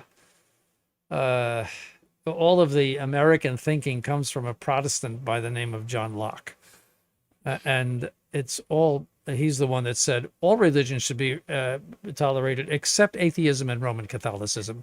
That gives you an idea of what kind of human being he was. Right. His Excellency would characterize him as A big bag of A dirt. big bag of dirt. Yes, John Locke. I'm watching from Dixieland, specifically Palm Coast, Florida. God bless you and thank you for all the work you do, Your Excellency. £10 from Will. Thank you, Will. If you have a question, please feel free to put that in the chat. Jimmy Hunjin, £10 as well. Boy, you English people are up late tonight. Thank you for staying up. It's only 5. Well, yeah, they're very late. They should go to bed. Right. Well, but thank you for staying up and making contributions. His Excellency is grateful for that. They have Cranmer and St. Thomas in the same set of windows at Canterbury Cathedral. Anglicans live in a fantasy world, so I wouldn't look for reason in anything that they do. That's for sure. Yes, yes. That's. It was very funny when we visited Canterbury Cathedral. Your Yes, Excellency, yes. seeing A statue of Saint Gregory the Great, who was a papist. that I- papist. yeah, that yeah. papist. I think he was a papist. All sorts of papism inside Canterbury. Yeah. It's an unbelievably beautiful church. Your Thomas Excellency. More was a papist. Right. Yeah. Spectacular church. Yes. What the English yes. built during the times of faith. Oh, what a Catholic place it was. Yeah. Well, and even today, His Excellency very famously, when he visited the Cathedral of Ely, he reflected that it was replete with the trappings of heresy. Yes. So, unfortunately, they have Yes. Yes. taken over and Yes. done some things in some of those places. $5 from Damiano von Costas. Does His Excellency have a favorite monarch besides St. Louis IX? Phew, favorite monarch. I sort of have Louis XVI as a favorite monarch. He was not perfect by any means, but You've read a few biographies. of I read his. biographies. He's a tragic figure who wanted to do the right thing, but he always made the wrong choices until at the end when he died beautifully. He died like a saint, and he was a very pious person, but just made the wrong choices all along. He tried to save the revolution and to be part of it, and but when he saw where it was going, then he took a very strong stance against it. So I have a certain admiration for Louis XVI, and he was never meant to be king. I think it was his father died prematurely. Yes, who was excellent. He was against all of the immorality of Louis XV. Louis XV's son was he was going to be a great king, but he died of smallpox, I think, or tuberculosis. And so Louis XVI, he was never meant to be king. And so he was tragic in that sense, but pious and died perfectly. Someone said, it ain't Henry VIII. No, gosh. No, that was a big bag of dirt. Gosh, where do you begin with epithets about him? Someone suggested Queen Isabella.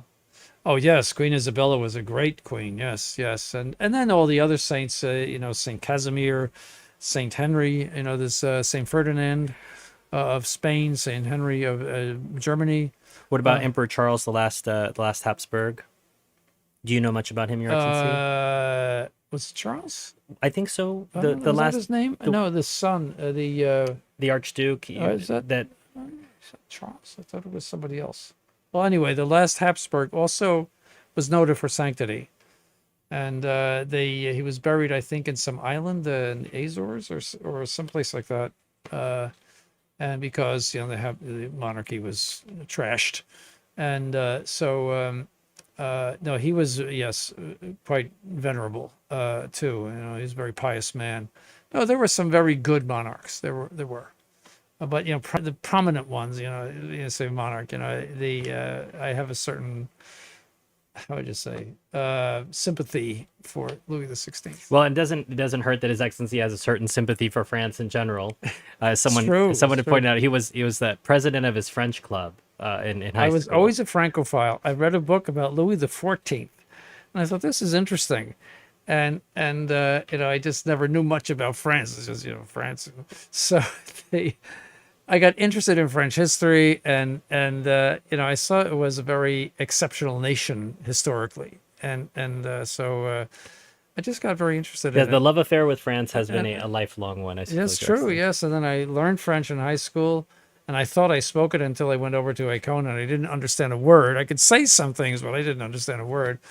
And it took me a while to get my ear trained for that. But no, I enjoy visiting France. They have a civilization that is unique to the world, you might say. They have a sense of greatness, and you see it in their buildings, their art, there is something in them that is a sense of greatness. It's the only way I could put it. And it's unfortunate that they were infected by that diabolical revolution. But they would have been, if that had not happened, they would have been a great example of a Catholic country. See, and many saints came out of France, and see, they were the first nation to be Catholic.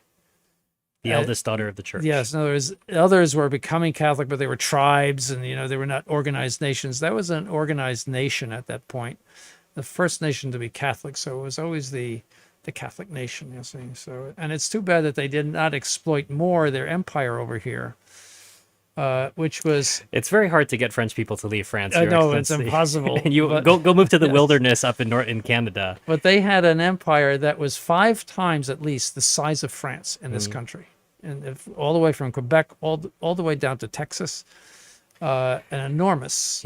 Yeah. Unlike the English, there were plenty of people who wanted to leave England. Yes, there were not so many people who wanted to leave France and Spain, and so their empires were not. So filled with settlers. Yes. So, yeah. Did you know Father John R. $10? Thank you, John. Did you know Father Ronald Ringrose during your time at SSPX? I know he has hosted events with Bishop Williamson. Rest in peace. Yes. The only way I know Father Ringrose is very peripherally, you might say. He came to be reordained by Archbishop Lefebvre, I think in 1982 or 83. Okay. And I can't, probably 82.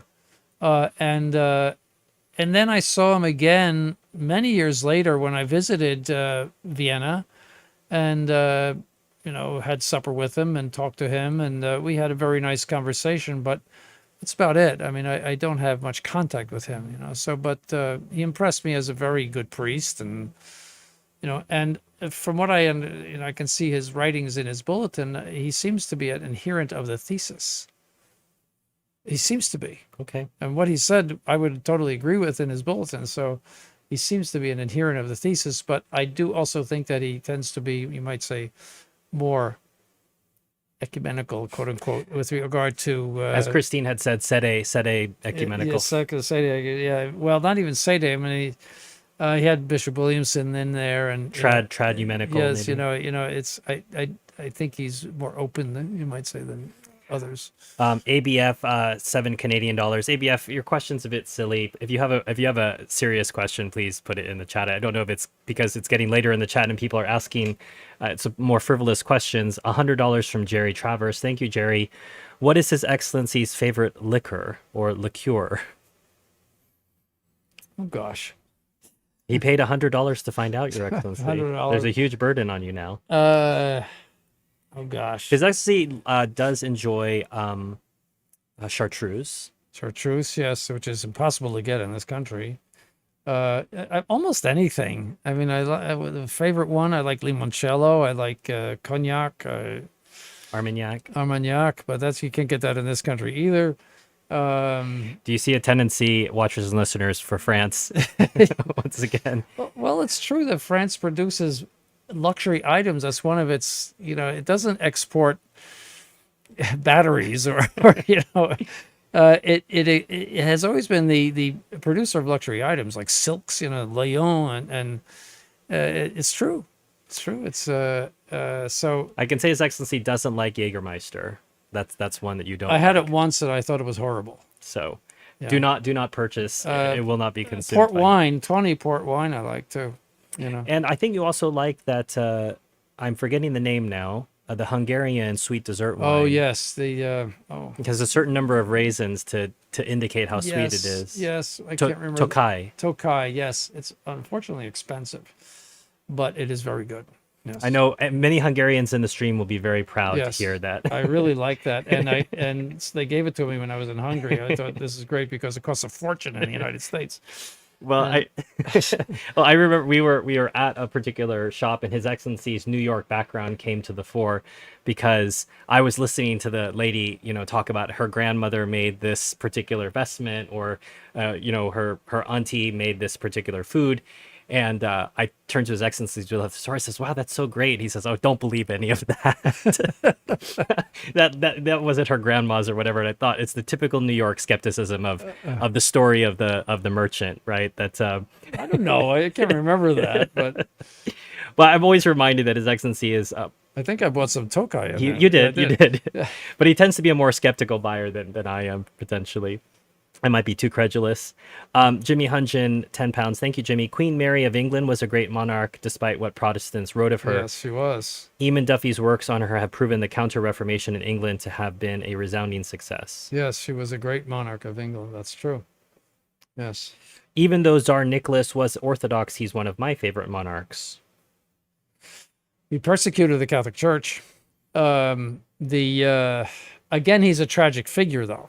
I do think that he had a lot of good intentions and all, but he did everything wrong.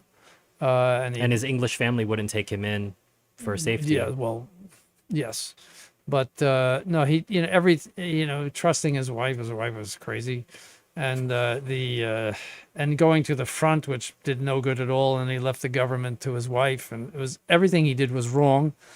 But I think he was a well-intentioned person and despised the rising of revolution. I think he had a hatred of that, and which is healthy. But even declaring war in Germany, and he should have allied with Austria and Germany in order to defeat the leftist influences of Western Europe. Someone had also suggested Benedictine as a liqueur. I think we have that downstairs. Yeah, it's good. It's not one of my favorites, though. I'm pretty sure. And if I haven't asked your super chat, please be patient with me. I will make sure to try to get to all of them. Someone named Truth Ingham has put a $5 super chat. Okay, Your Excellency. I think I know who he is. Yeah. Your Excellency, is the Synodal Church modernism's endgame? Will Bob Golio complete it? How will fractionated Novus Ordo conservatives respond to this shift?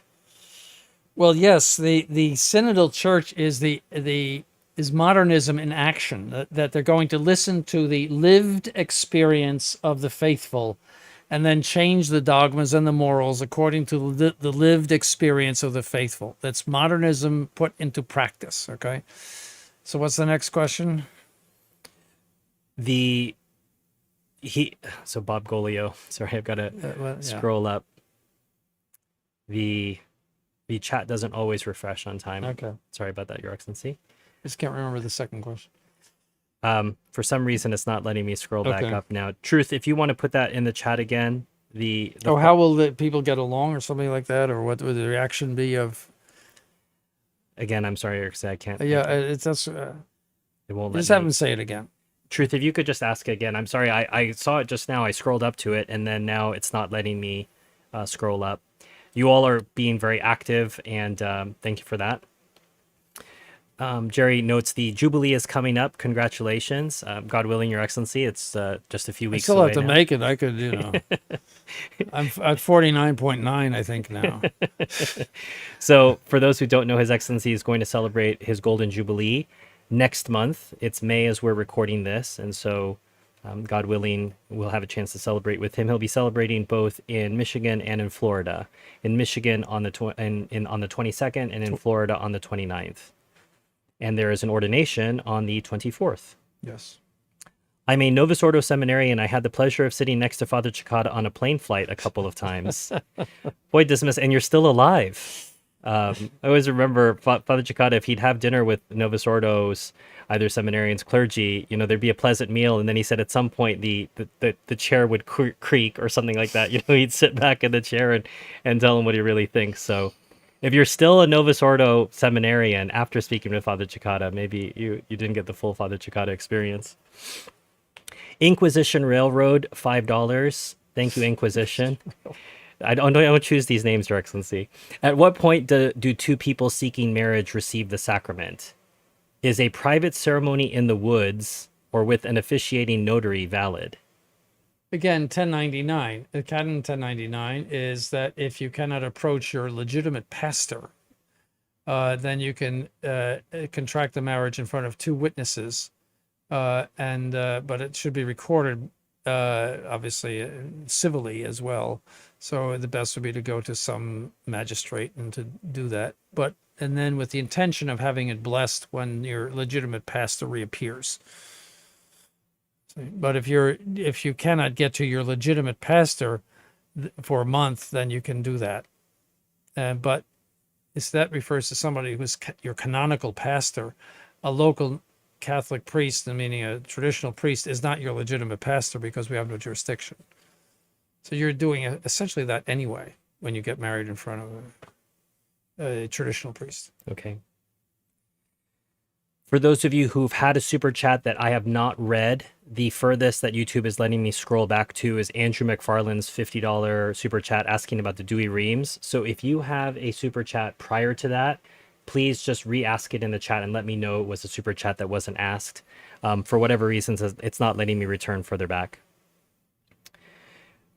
Bob Meyer, $100. Thank you, Bob. I appreciated the fond recollection, Your Excellency.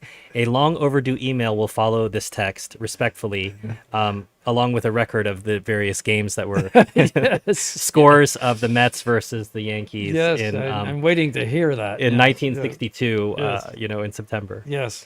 We have to catch up after all those years. It's been since the 1980s, so I'm waiting to hear all those scores. that was some time ago. Andrew McFarland put a super chat for Philotea for $10, but okay, Philotea's question: can Catholics receive communion even if they do not attend the whole Mass or Holy Hour? Yes, you could receive communion. You could walk into a truly Catholic church, and just receive communion and leave, but you should say some prayers anyway. Yes, the Holy Communion is communion of the faithful is not an integral part of the Mass. That is something added to the Mass. So you could profit from that. Yes, but you would not fulfill your Sunday obligation. No. What's the time, Your Excellency, is at the offertory? You have to be in by the offertory, and you have to go at least until the communion of the priest to fulfill your obligation on yes. Sunday. Yes. So you could receive communion, but you would not have fulfilled your Sunday obligation. You'd need to attend another Mass. Right. For example, if you went to Mass first and then you wanted to go to confession before receiving communion, you could wait till the next Mass and then just receive communion and go. Okay. So you receiving communion is not part of Mass Philotea. In fact, very famously in the Trochu biography of the Curé of Ars, the peasants who went out to farm very early in the morning, the Curé of Ars would give them communion before they would go out into the fields. They would say the Confiteor. So they didn't go to Mass before receiving. It's not something, I suppose, that is quite normative in our epoch, Your Excellency. We're so used to going to Mass and receiving communion. We're not used to really receiving communion. Well, that's from the Novus Ordo. When I was growing up, maybe about 1/4 of the church went to communion. Because they had a sense of being in the state of sanctifying grace. And you would, even if you've been away from confession, even if you were not conscious of mortal sin, you just think, I'm not really prepared. I remember that. And now nobody goes to confession. Then when everyone goes Ordo, to communion. It's, everybody runs up and that's it. No, it was, I would say maybe about 1/4 of the church went to Holy Communion. Jimmy Hunjin notes that when His Excellency is next in England, he'll head to the supermarket to get you some Tokai. So, England. Well, I suppose they probably have they import stuff. So yes, I know the Hungarians will want you to go visit out there. Bishop Selway is going this summer to England. For those who don't know, there's your announcement from His Excellency. Fear of God, $5. Thank you for your contribution. If the Novus Ordo elected a woman as pope and that woman pope appointed women as cardinals, would the power to elect go to Sede bishops? No, a woman could not validly be pope because she could not validly be consecrated a bishop or a priest or made a priest. No, she's incapable of any kind of participation in papacy. Conrev, €6, no question. If you have a question, please feel free to put that in there. Thank you. Truth is following up. So he said, is the synodal church modernism's endgame? If so, will Bob Golio complete it? And how will Novus Ordo conservatives respond to this shift? Yes, well, yes, the first question is yes. I think Bob Golio will complete it for as long as he lives. We're probably going to see 20 years of Bob Golio. And then the Novus Ordo conservatives, will they wake up one day and find out that they can't extract Catholicism from the Novus Ordo? I don't know. They are always looking for Catholicism. Again, they were like screaming girls at a rock concert when this person was elected. And he has the half cape on and his hope because and then he has the traditional stole on, and other little silly things like that we have hope. And in the other show that we did today, find out that he's saying all sorts of things. He's parroting Francis completely, and he was the protege of Francis. But I mean, after this many years, have they not figured out that they're not going to get blood from a stone? How do I answer that question after so many years? Here, the Diocese of Charlotte is going to all but suppress the traditional Latin Mass in their diocese. I mean, it means that the Catholicism that they are trying to extract from the Novus Ordo is up to the whim of the local bishop, that they can cut it off whenever they want. I don't know what their mentality is when they're going to figure it out. So you don't think they'll? That's the last part of Truth's question. You don't I'm saying think I don't know. Don't have, I mean, how long does it take for that to enter your head? That there's no hope in the Novus Ordo. I think that the incident in Charlotte is a wake-up call for them, though. There was a lot of traditional Latin Masses in Charlotte. And they're all getting shut down, I think, except one. So, yeah. So the person has made another contribution and insists on asking, if Clint Eastwood showed up here and wanted to be a seminarian, Your Excellency, what would you do? Well, he's a little bit over age. I think he's 90-something. So he'd be over age. Is he even a Catholic? I don't know. He would displace you as the old elder statesman, I suppose, in the seminary. Somehow... I don't think he's Catholic. I suppose if I can be slightly serious with the question, do you have an upper limit of someone you would accept who would come for formation? Because we did have Father Marshall come. Well, yes, that's exceptional, yes. Who set the record, I think, for oldest seminarian. That's a whole other thing. I mean, that's rehabilitating a Novus Ordo priest. As opposed to somebody... Yes, that was going through the whole system. Well, our cutoff age in principle is 25. We do make exceptions to that if they are exceptional people. In other words, if there's something about them where, like many times, they tried in other seminaries to be priests, so they were in the Novus Ordo, and they didn't realize that was no good. Or they might have just certain qualities about them whereby we think that it's worth a try. But statistically, if they come in after 25, there's a high rate of attrition. Statistically, they just don't have the gasoline in their tanks to do it. Many times. Some do very well, but many times they don't. I remember a super chat that I didn't have a chance to ask, but they asked about watching movies, and they quoted you that says everybody should watch a stupid movie or something like this.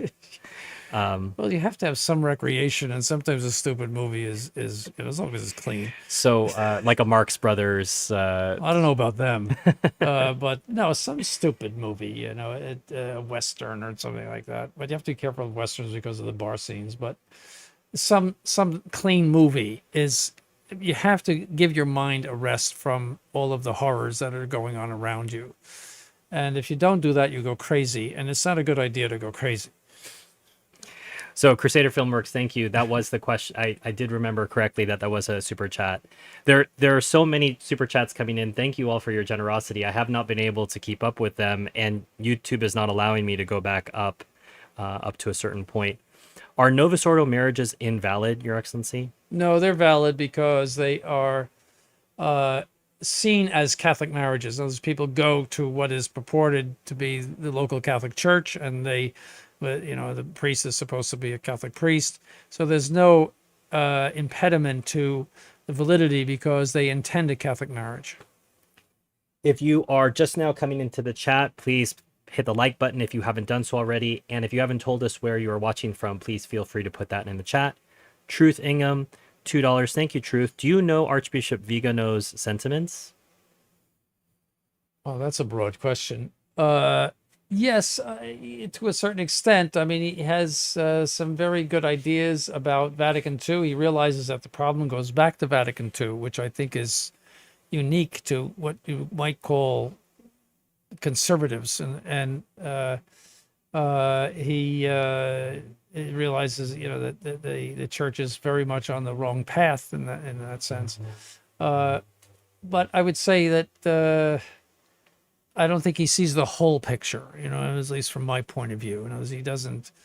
His vision is obstructed in some ways. Well, I think although he agrees that Vatican II is the source of everything, he doesn't want to say that the popes since Vatican II were all invalid. He had it very much in for Bergoglio. He couldn't stand Bergoglio, but he said, and he doesn't want to say that all those sacraments were invalid, etc. I don't think he's really done a lot of theological thinking about the whole thing. But he has at least stated the essential, which I deeply respect him for, and that is that these Vatican II popes, especially Bergoglio, are not true popes, and he has stuck to that. He has accepted excommunication for that, and that is, he's a prelate that has come out and said that, and so I respect him a great deal for having done that, but maybe as time goes on, he'll reflect a little bit more. I have sent him all of our pastoral and our directories and everything we think, and just he might reflect on that. So okay. So I hope that answers your question, Truth. Bill Kelly, $20. Thank you, Bill. If you have a question, please put it in the chat. Jimmy Hunjin, £5. Thank you, Jimmy. I'll load Bishop Selway's suitcase with bottles and books if he has space. Who is this? Jimmy Hunjin. I don't know who he is. He is a great friend of the seminary, Your Excellency. Okay. Daniel John, $5 with an interesting pear emoji. Thank you, Daniel. If you have a question, please feel free to put that in the chat. Should we make friends with modernist lay people?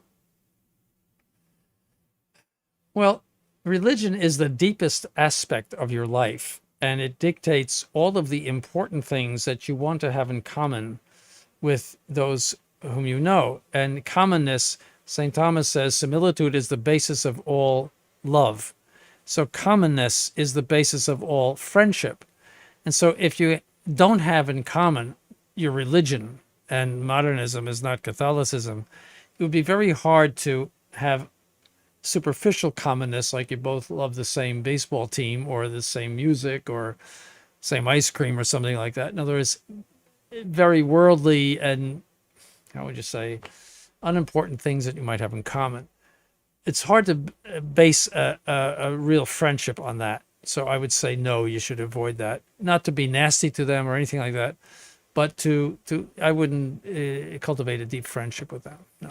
But I mean, we did find out if you want a friend who likes baseball, Bob Mayer is on, Bob Meyer's on the chat. So if you'd like to make a friend, a Catholic friend who knows baseball, he'll tell you anything you want to know. He's got you covered. Yeah.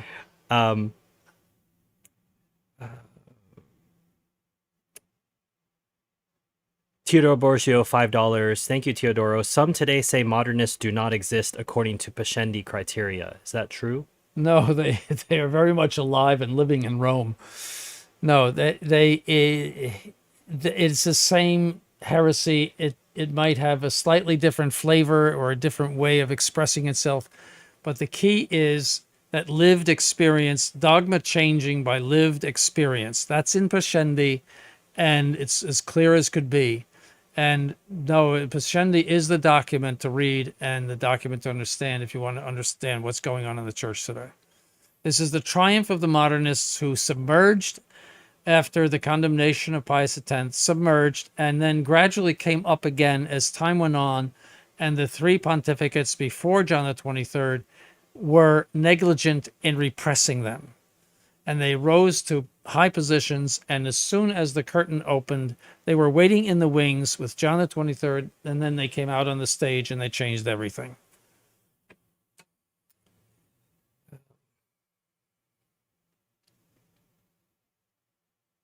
Well, you all have a lot of questions coming in. Thank you very much for continuing to share your generosity. And I had neglected, I think someone had noted earlier, they were from Brisbane, which in the vernacular in Australia is Brizzy.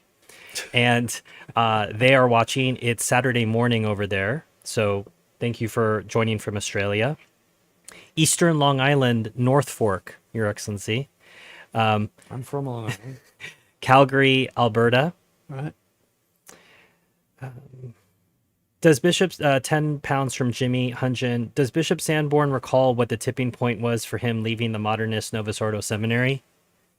Was it the Lady Madonna concert? Well, I Your remember Excellency? that so distinctly. I thought, I have to get out of here. Lady Madonna in the sanctuary with a rock band in the sanctuary on the Feast of the Annunciation. If you're unfamiliar with that story, it's a story His Excellency has told before, and I found it shocking. I think that was just sort of a watershed for me. You know, I just knew that I didn't belong there, and I think they knew it too. So, no, it's. Richard Metzger is saying we need more priests here in Russia. Is it possible for someone to visit Sochi? Would you like Sochi? Yeah, which is in Sochi, the south, a famous place. Yeah. Would you like to go to Russia? Sochi is not conveniently located given the current, shall we say, status between Ukraine and Russia. So No, it may not be a great time to. I've been to Moscow twice, and I've been to the monastery outside. I forget the name of it. Saint Sergei. And I'm trying to push His Excellency to go to St. I Petersburg. really enjoyed Russia. I really did. But that was when things were happy. I went in 2007 and in 2011. And things were very peaceful between the United States and Russia at that time. But I just saw something on the internet that Putin is rehabilitating Stalin and Lenin with statues. That's unfortunate. And also rehabilitating the idea of the USSR. You know, that is a very bad That's turn. terrible. It's a very bad turn. So I really, who knows if you're going to end up in a gulag now. I mean, for nothing, they might accuse you of being a spy, but I would love to go to St. Petersburg. I am campaigning for this. No, it's true. I'd love to see St. Peter. I've been only to Moscow, and I really liked Russia when I was there. I'm just sorry to see all this problem now. It was a very people were very respectful to me. I was in a Roman collar. They knew I was a Catholic priest. I never had anybody. I think there's general respect for clergy in Russia. Yes, yeah. It was. And there's been Americans who've testified to the fact that if they saw a wallet, that sometimes people would just put it on a ledge, that they saw a fallen wallet there, and someone would come back and look for the wallet. It's just it's a law and order society in many ways. It is. And communist countries are known for that. I mean, it might be, but it was all law and order. Yeah. And so, no, I never felt threatened or in any way, fearful or anything. And but it's not the atmosphere right now. Maybe it'll get better, but doesn't look like it for a long time. Richard, I would encourage you to consider, if you're able to travel out, Father Tritek, who's a member of the Institute, is in Poland. And I don't know if there are flights currently, direct flights from Russia to Poland. You might have to go through a third country, or to Hungary, where Father Trauner is. Marie Catherine, $5 from Long Island. Careful how you say that. You say Long Island. Long Island. What's wrong with that? No, I thought Long Island people say Long Island. Well, some of them have a Brooklyn accent. The Italians, I think. I don't know. I know you don't say Long Island, Your Excellency. But Marie, whether you say Long Island that way or not, please feel free to put a question in the chat, because you didn't put one in your super chat. Same for Tom Amatruda, $10. Thank you, Tom. If you have a question, please put that in the chat. Fair to remember for $10, if His Excellency goes back to Russia, it cannot be before he visits the Holy Land. Well, I've already tried that, fair to remember. His Excellency is not interested in going to the Holy Land at this time, although he has wanted his whole life to visit. I would love to see the sacred places, but with my luck, war would break out when I was there. And you never know when the missile is going to come. And no, I would probably end up as one of those hostages. So no. His Excellency would be a very polite hostage. Conreb, €6. Thank you, Con. Your Excellency, what to do as a former Lutheran who is Catholic now instead of a contest, but who cannot see a priest often? See a priest as often as you can, even if it's once a year. We do occasionally go to people. It depends on where he is. Does it say where he is? Con, can you tell us where you are? So, state or Might be somewhere else. the to service people that really do, there's a family in Hawaii that we will see occasionally. We do those occasional visits because it's not a mass center. We can't get it going because there's not enough people. But in rural, remote areas, we do that. So I mean, if you let us know, we could put you on the list. Okay, he's in Germany. It's not so very far from Poland. No, I mean, we could probably try Father Trauner, perhaps. He's in Hungary. I mean, Or Father Tritek in Poland. Father Tritek in Poland, yes. I mean, somebody could go to Germany. There's that great Volkswagen ad that shows, from Berlin to Warsaw in one tank. Yes. Where is he in Germany? Is he English speaking or German speaking? Or I say happy Germany or Lutheran Germany, because the North and the South are so different in character and temperament and cuisine. It's really two different countries, yeah. Yeah. But in any case, if you give us a little bit more clarity, but His Excellency has already alluded to the fact Father Trauner's nearby, Father Tritek's nearby. Well, nearby, in other words, within striking distance. Of a flight or a train. Yes. Very easy to get there.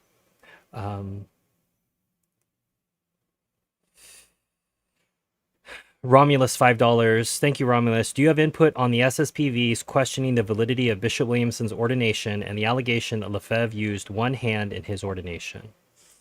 Well, it is alleged that he used one hand in the ordination by a priest who was there, and that after the ordination, they went and checked it and found out that it was valid.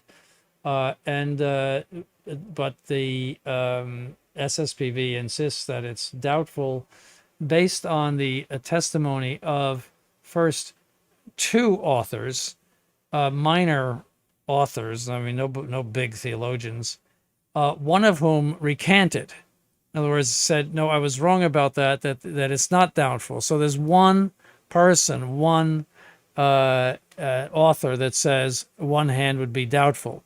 We looked it up in various places, but one is the Dictionary of Moral Theology by Cardinal, I can't remember his name now, but it's pre-Vatican II. And that was actually a question, and they said, no, it's certainly valid. So there's a question of whether it happened. I mean, there's only one priest that said this, but assuming that it did happen, I see the church never really makes a distinction between one and two hands. In the rite of extreme unction, you only put one hand on the person, but it talks about the imposition of hands. If you knew the ritual of the church, it is, you might say, promiscuous about one or two hands. Also, the Greek rites use one hand. If two hands were necessary for validity, that means the Greek rites were using a matter defective that is essentially different from the Roman rite. And that would be the same thing as the Greek rites using Coca-Cola for the Holy Eucharist instead of wine. It's not coherent. It's not. So there's really no basis for it.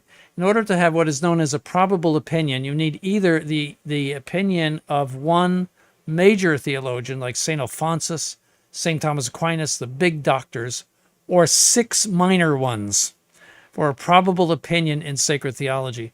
If you have one minor author saying this, it doesn't count. It doesn't make a probable opinion. So it is really nothing to it. Could one say that the SSPV have their own agenda in putting this forward, Your Excellency? Yes, there was a big fight at the time with then Father Dolan. A big fallout with Father Dolan, and that's when then Father Kelly brought it up. And the one hand saving that for a rainy day, maybe. Yeah, it really is a nothing. It's a big nothing burger, as they say. No, it's and nobody questions it except the SSPV. And ironically, I saw one of their bishops in a video imposing two hands for confirmation. Which, You only do one hand for confirmation, and because you need the other hand to slap them no, afterwards? it's just one hand. It calls for one hand, but he did this first, and then he did the anointing. The rite is you put the hand on the top of the head, and then you do the anointing like that. So, they shouldn't criticize because Glass houses, etc. glass houses. Yes, that was. I mean, if you're saying that's an essential difference between one and two hands, those are invalid confirmations. Well, that video might disappear from the internet. Right. Should priests baptize sub conditione every modernist moving to Sede-vacantis chapels? Say that again. Should priests baptize sub conditione every modernist who moves to Sede-vacantis There has chapel? to be an investigation because you could have adults who were baptized. You could have babies who were baptized.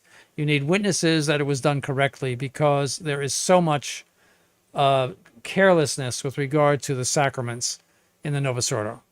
They have no sense of validity. It's like the Protestants. It's just a faith exciter. You see, and it doesn't matter what you do as long as it's more or less a rite. Plus all the videos we have of invalid baptisms on Yes, all over. yes, especially adults. That's the one they really have to watch. They baptize on the hair, which is in all moral theology books is considered doubtful. And Philateo, this just might be an English thing, but not every person who comes to a Sede-vacantis chapel is a modernist. I think what you mean is maybe they came from the Novus Ordo, but they aren't necessarily modernists. Yeah, just because they came from the Novus Ordo. They're probably not modernists if they came to the traditional chapel. Right.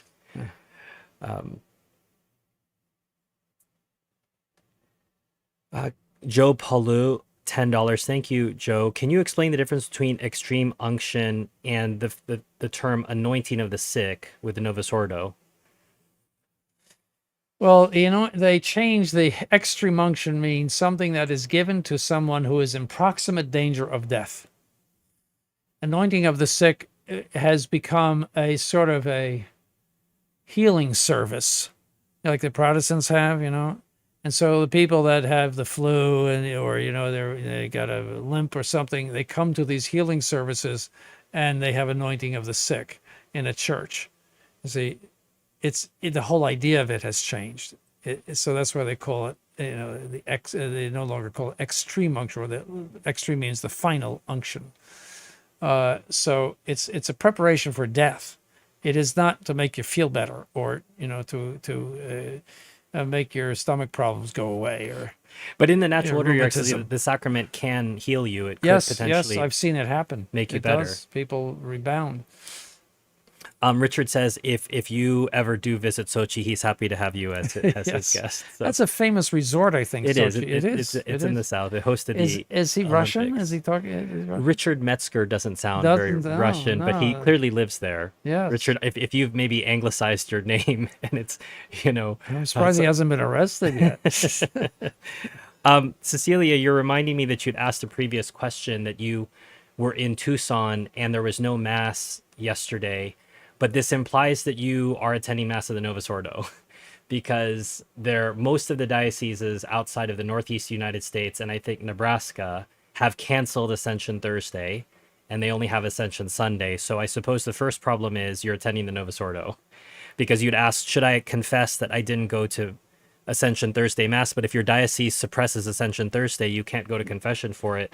And if you're going to confession with the Novus Ordo, you're not getting valid confessions anyway. Right. We do have a chapel in Arizona. If you would like to get valid Phoenix, if you'd like to get a valid confession rather than what you're getting in the Novus Ordo.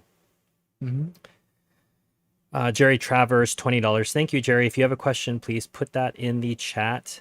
There was an earlier question, I think, from someone named Nikki Marie. Nikki, you had a very specific personal question about divorce that cannot be answered in a live stream. There are numerous circumstances. Sometimes these investigations take weeks. So if you have a specific personal question about a marriage, please email. You can use either the MHT Seminary or rcinstitute.org contact us pages. Your email will be confidential. It would be given to the clergy and they can answer your question. Specific marriage questions should not be asked in a live stream because there are too many follow-up questions that have to be asked and cannot necessarily be answered. Crusader Filmworks, who asked the film question, I can recommend his YouTube channel. He puts out a lot of really good videos with usually our clergy's sermons providing the voiceover. So please give his channel a look if you have a moment. Will had a super chat that I'd missed. What is a good defense that Sede-vacantism as an objection to Vatican II is different from old Catholics who objected to Vatican I? Oh, that's night and day. The old Catholics were the modernists of their day, and they objected to infallibility because they were anti-papal. And if you read, they had a mock council in Munich in 1871 in which they called for the marriage of the clergy and freedom. Horrible. Yeah, all sorts of things that sound like Vatican II. So really, they were a form of, you might say, liberal Catholicism that was breaking away from the true faith. This is the precise opposite.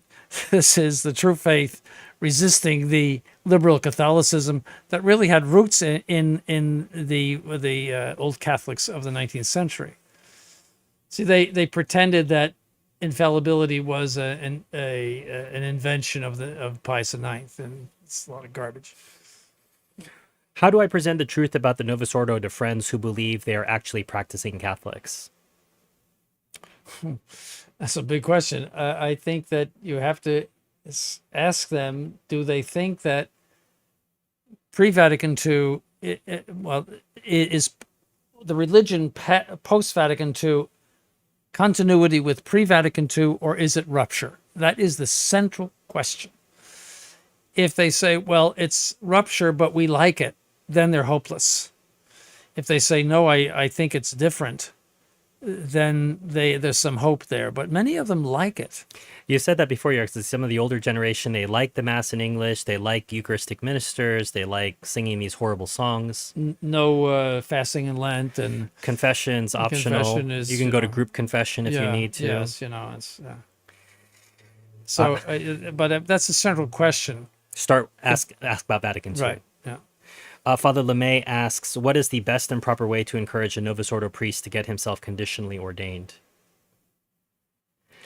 I suppose the question is, Your Excellency, is that necessary insofar as you wouldn't necessarily ask someone to get conditionally ordained unless they were prepared to exercise a traditional Catholic priesthood? Yes. Well, they would have to be trained.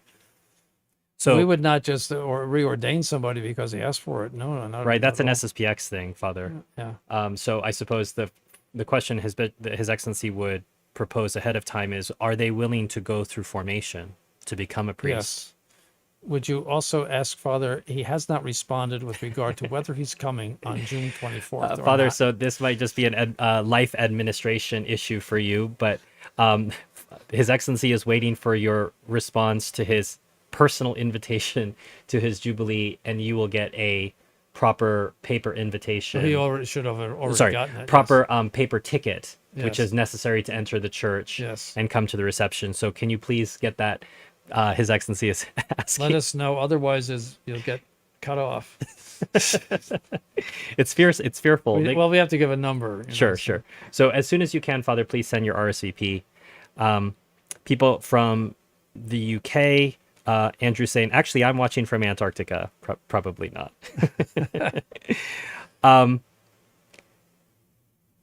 Jimmy Hunjin, 20 pounds. Stephen, the seminarians are asking about recreation. It's extended recreation tonight, Your Excellency, because it's a ferial day. Well, nobody asked me, or they're asking him. And the live stream. They're asking to ask you. Oh, brother. So you can answer in the live stream and we can tell them. Yes. Today was a day off in honor of the Ascension, and typically on days off, I let them stay up later. And yes, they can have, but that is the most backdoor way I ever got that question. So the seminarians who managed to get the question asked by a super chat, Jimmy, thank you for your generosity in asking for the seminarians. You do have extended recreation tonight.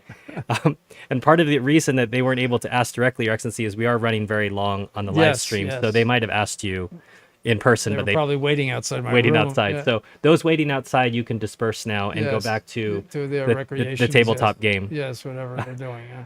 Bob Meyer asks, Father LeMay, is that you? John R., $5. Your Excellency, what was this weird, mostly dead movement after Vatican I which denied papal supremacy?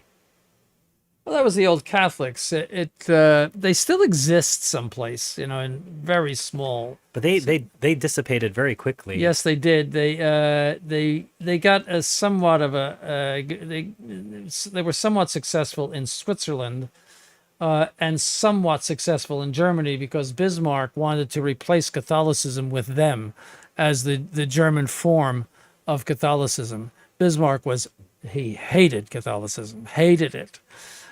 So Did have a grudging respect for it, though, Your Excellency, I feel. you Maybe- think so? Well, towards the end, I think he saw the Kulturkampf had failed. He saw that it only strengthened Catholics in their faith and their belief. I don't think so. I mean, I just read a book about Bismarck. He was another big bag of dirt. Big bag of dirt. Yes, yeah, he goes. We know what that means, watchers and listeners. No, I don't think so. I think he just knew he was defeated. In other words, it was unsuccessful, and he had to compromise. He was a politician all the time. He was compromised. But anyway, no, it died a slow death. I mean, there is like a Utrecht in Holland. I think it exists there, but in this country, it became sort of a source of invalid or doubtful orders. And people who were plumbers or post office employees were getting consecrated bishops in their basements, and that's what it has devolved into, Was there ever be a chance for a mission to be set up in Oslo or Norway in general? I do think some of the priests in Nantes have. I know Father Tritek has gone. Father Tritek yes, to and- Bergen, I think. Father Tritek and Father Trauner have gone up to Scandinavia in general, to the Nordic countries. And if you have a question about this, please use the contact us form on RCInstitute.org, and we will make a connection. We can't guarantee that the clergy will necessarily, but we do have clergy that are 1 or 2 hour flight away. And I know you don't care, Your Excellency, but Oslo is quite beautiful, so it wouldn't be a difficult visit. No, I would actually like to visit Norway. It has a lot of Do you want to see natural some beauty. Viking ships that are left over? I'd rather see the fjords, actually. Well, you have to go to the west for that. Well, we What could do you put mean? that on the St. Petersburg. west. That coast that has so many of the. Yeah, so Oslo's at the bottom, right? Right. Yes, okay. Well, there's just chance to visit. You never know. I mean, if I get, So we've got Norway, St. Petersburg, and Yes. Sochi. It's quite Sochi, quite a yes. trip so far. Yeah, Your I would Excellency. like to go to those places, but not right now. Conrev, €6. Thank you, Con. Is there a full in-depth Bible commentary in English out there, like Migne or Lapide in Latin? My Latin is not that profound yet. Well, some of a Lapide has been translated. I think the New Loretto. Testament. Loretto Press Yes, has but not the Old Testament. We have done. I did essential. In other words, the essential stuff for Genesis, and some of the New Testament ones. Let's see. Yes, but no big. That's enormous. That would be an enormous job. So, Con, some people have asked about this on a previous stream, and if you make a contribution and request, I think we've sent that out to people. So if you just use the contact us form in order to do that. Boy, this is a really specific question. Would Reverend John Roland Beagler, 1928 to 1990, who was ordained in the New Rite in 1970, still have possibly given valid baptisms? He was in the Milwaukee Archdiocese.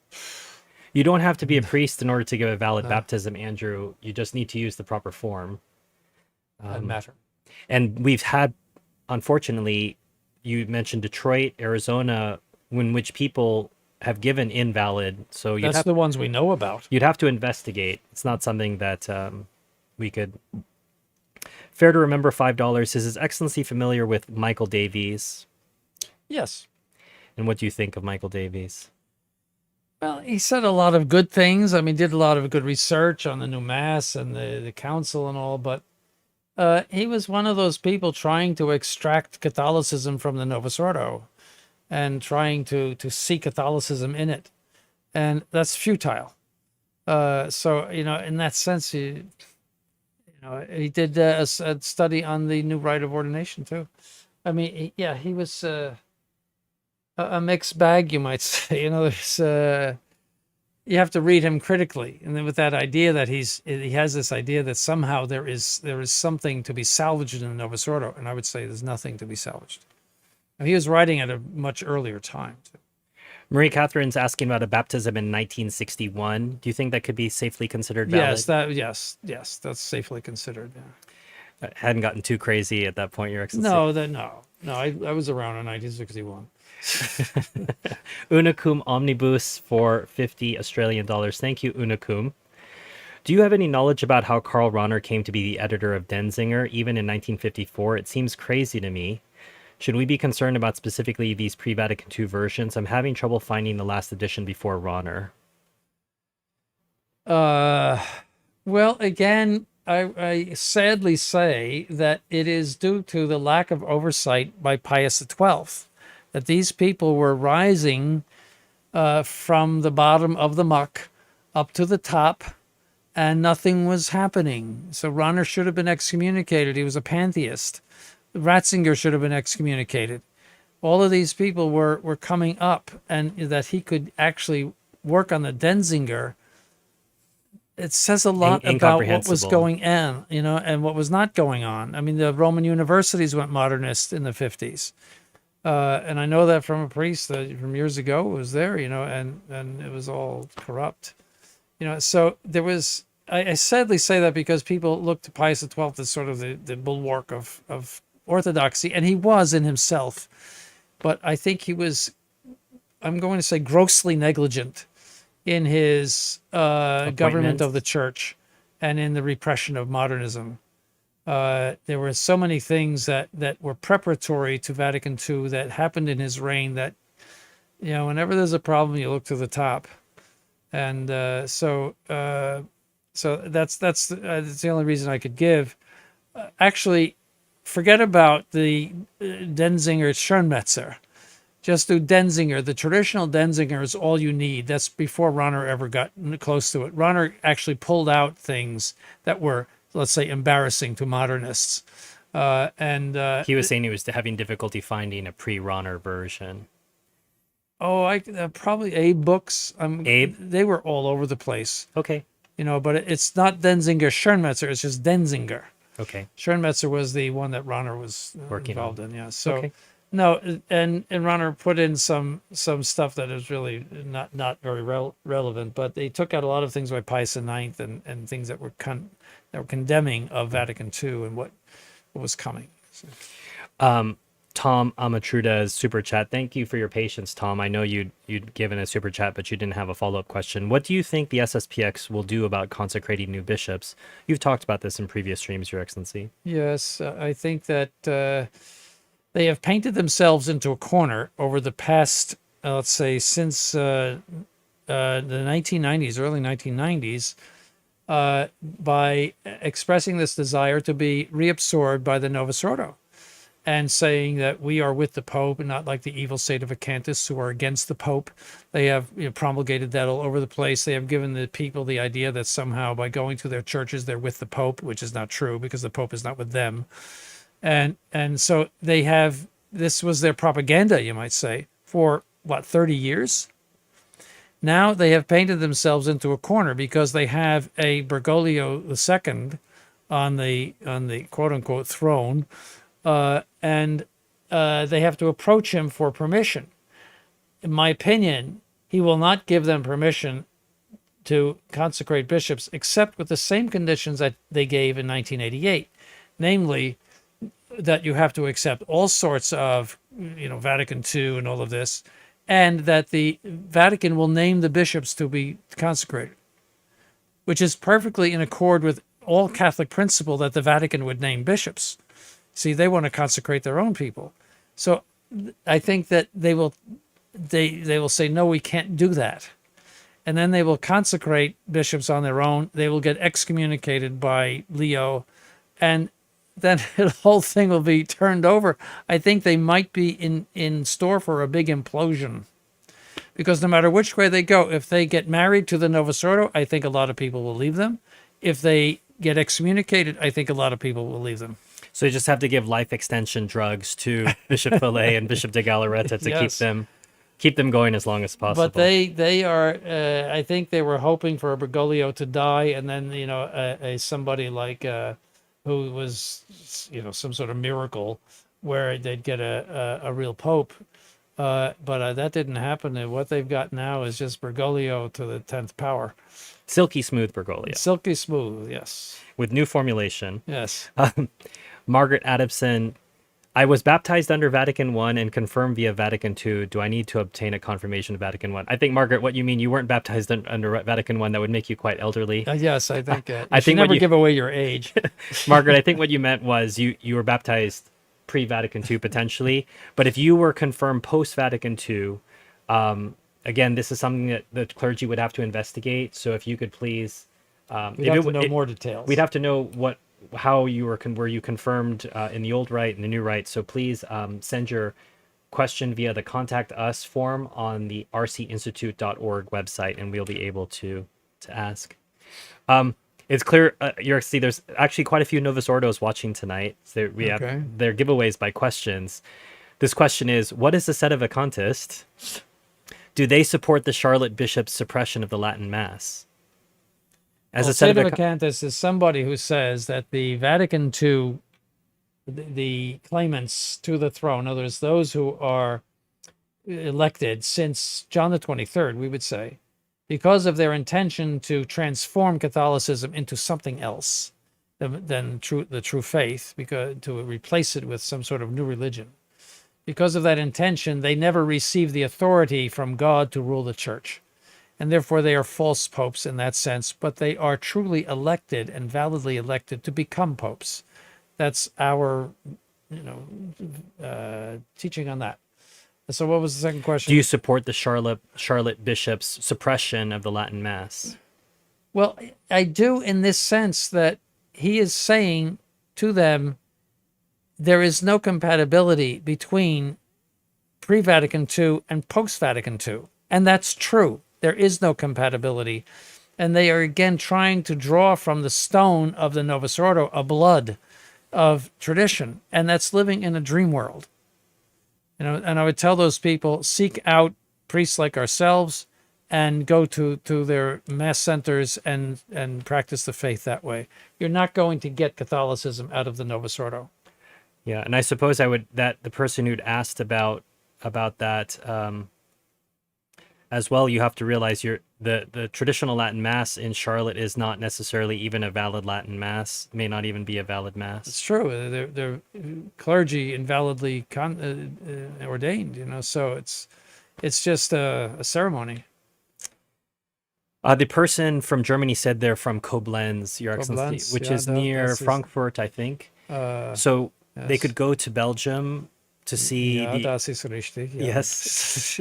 Belgium is not so very far from Koblenz. But again, there are Sede-vacantist clergy all around you. Yes, Europe is will just he has to give us his coordinates, as they say. Please feel free to email, and we will make the connections for you. Yes. It's Wolfman Mos, I think, was asking about the Charlotte bishops. So feel free to check out thethesis.us if you want to understand what Sede-vacantism is. It starts with talking about the Second Vatican Council and walks through from there. Jimmy Hunjan, £5. Thank you, Jimmy. The Novus Ordos love creating baptismal waterfalls at the font. I think that's just they like creating that. Yeah, it's a faith exciter, Inquisition Railroad, $10. Thank you, Inquisition. Is it better to relocate near and try to convert one's sinful parents and siblings in Daytona, or relocate a growing family to a good parish in Brooksville? Relocate to Brooksville. I always compare it to people living in a desert would go where the water is. People say there's a lot of water near Daytona, Your Excellency. There's a lot of water. The living water. The yes, water. No, his family, his immediate family is, there you have the Order of Charity, is more important than his extended family or even his parents. But that would be a good example. In other words, that it's so important to be close to the true faith that we have to make this move. Father LeMay says it's in the mail. You have been justly reproved, Father. Thank you for your quick action. All right. Aberdeen, Maryland, Liberty Queen Bee. I think Liberty Queen Bee attends Mass now in Pottstown, so she might be the record holder if you're coming from Aberdeen, Maryland for longest drive to come in for Mass. Drive, yeah. So Liberty, if you're at Mass this Sunday, remind me. I will give you a special treat for the longest drive, I think, to Mass on Sunday. Crusader Filmworks, $5. Has His Excellency ever seen the film The Exorcism of Emily Rose? No, and I would never look at that if you paid me. Are you thinking of The Exorcist, Your Excellency? Any movie about exorcism. There should be no movies about exorcism. Why is that, Your Excellency? Well, it's a curiosity that should not be the object of Should Hollywood. not be indulged? No, it's an why evil curiosity. Well, it's how would you say it's watching the devil. It's just an evil curiosity, and Hollywood could never produce anything that is even remotely Catholic. It's looking for money. Because The Exorcist was quite a commercial hit when it came out. Yes, well, it's an evil curiosity. That's all I could say. All right, Crusader, you have your answer from His Excellency. And Tom, I see your super chat here. It came up, so I hope I asked your question about SSPX Bishops. We have more specific questions. What about confirmation in 1973, Your Excellency? Well, the Rite was changed in 1971. So, and then the oil business was changed. You see, Margaret, you just need to email, and we'll be able to look at your case and more. well, I mean, I would say I would do a conditional confirmation if she were one of my parishioners. Yeah, His Excellency does conditional confirmations all the time, actually. Yes. So, Margaret, I don't know how far away you are, but again, email, and this can be handled so you can have a valid confirmation. Poor Father Bear is going to get a lot of emails. Yes. Alas. But thankfully, he's very good at those, Your Excellency. So Yes. very efficient. Yes. Jimmy Hunchen, £10. Thank you, Jimmy. Bishop Sanborn would love the stave churches of Norway. There was a famous Norwegian convert who wrote a book, The Saga of the Saints, relating the history of Christianity in Norway. And I remember when we were in Nantes some time ago, Your Excellency, you met your first traditional Catholic Norwegian, that young man who came to an ordination, and he introduced himself. No, it was in Budapest. Was it in Budapest that you met him? Yes, a friend of the people in Bergen. Who was it? Yes, I remember those people. Zhukar, I can't remember his last name. It was a hyphenated name. But yes, he was a Norwegian and was a convert. That was in Budapest. Poland. It was in Krakow. It was Poland Krakow. when you were there for, I think, Krakow. because you're remembering confirmations, Your Excellency, Yes, and then yes. and now you're in Krakow. Central Europe. Yes, it's all one big. No, Krakow. It was definitely Krakow. Yes, yes. I was surprised to see a Norwegian Catholic. Is it too, Domiano von Costas, $5. Is it too late to sign up to attend His Excellency's Golden Jubilee at Corpus Christi? Is it because that's the Sunday That's the 22nd. solemnized? That's 22nd. That's the solemnity of Corpus Christi, and I will say a pontifical mass that day with procession, weather permitting. And Is it too late to sign up, Your Excellency, is the question? well, it's a parish thing, so you could. I think you could just show up for the mass. It's at. I'm going to say 10:30, which is the usual mass. Damiano, if you want to send an email to the send an contact email, us form yes, because I don't at want RC Institute, Yes, it is for His Excellency, but he's not necessarily in charge of those details. We're not doing tickets for that. We're doing tickets to get into the ordination mass on Tuesday the 24th because of limitation of numbers in the church. The church can only hold so many. People, I live in the UK, but was curious in case I ever moved back to Norway. Well, people, if you're in the UK, you already have access to one of our priests. There's masses Yes. all over the UK, so you can ask him about that Norwegian question. Matthew, this is not a proper question to ask because some of His Excellency's priests might be watching, but do you ever ponder which of your priests would make a good bishop? It's not a portunate question, I suppose, Matthew, but That's a importunate loaded question, you know. But I suppose these sorts of things are always on your mind, Your Excellency. What sort of, where will I put this seminarian if he becomes a priest? What kind of work will he do? Yes, You're yes. always thinking about these things. Yes, and I always say the traditional movement changes every day too. So what's true today is not true tomorrow. Not from the point of view of the faith, but from the point of view of the situation. We're getting a lot of demand right now from people, everywhere for masses, and so, that's something new, and I think it's due to our internet presence, which has increased a great deal thanks to you, Stephen. Also thanks to Bergoglio, who really drove the traditional movement, he unconsciously on his part. But people woke up to what was going on under Bergoglio. And I think they'll wake up even more under this new one.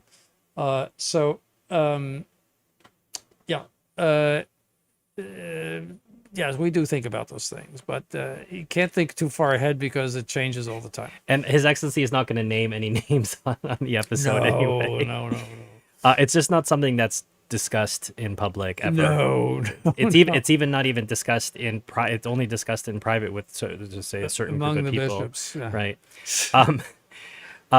More questions, Your Excellency. How do you know if you have a valid baptism, Holy Communion, confirmation if you are Novus Ordo? What do you do if it's not valid?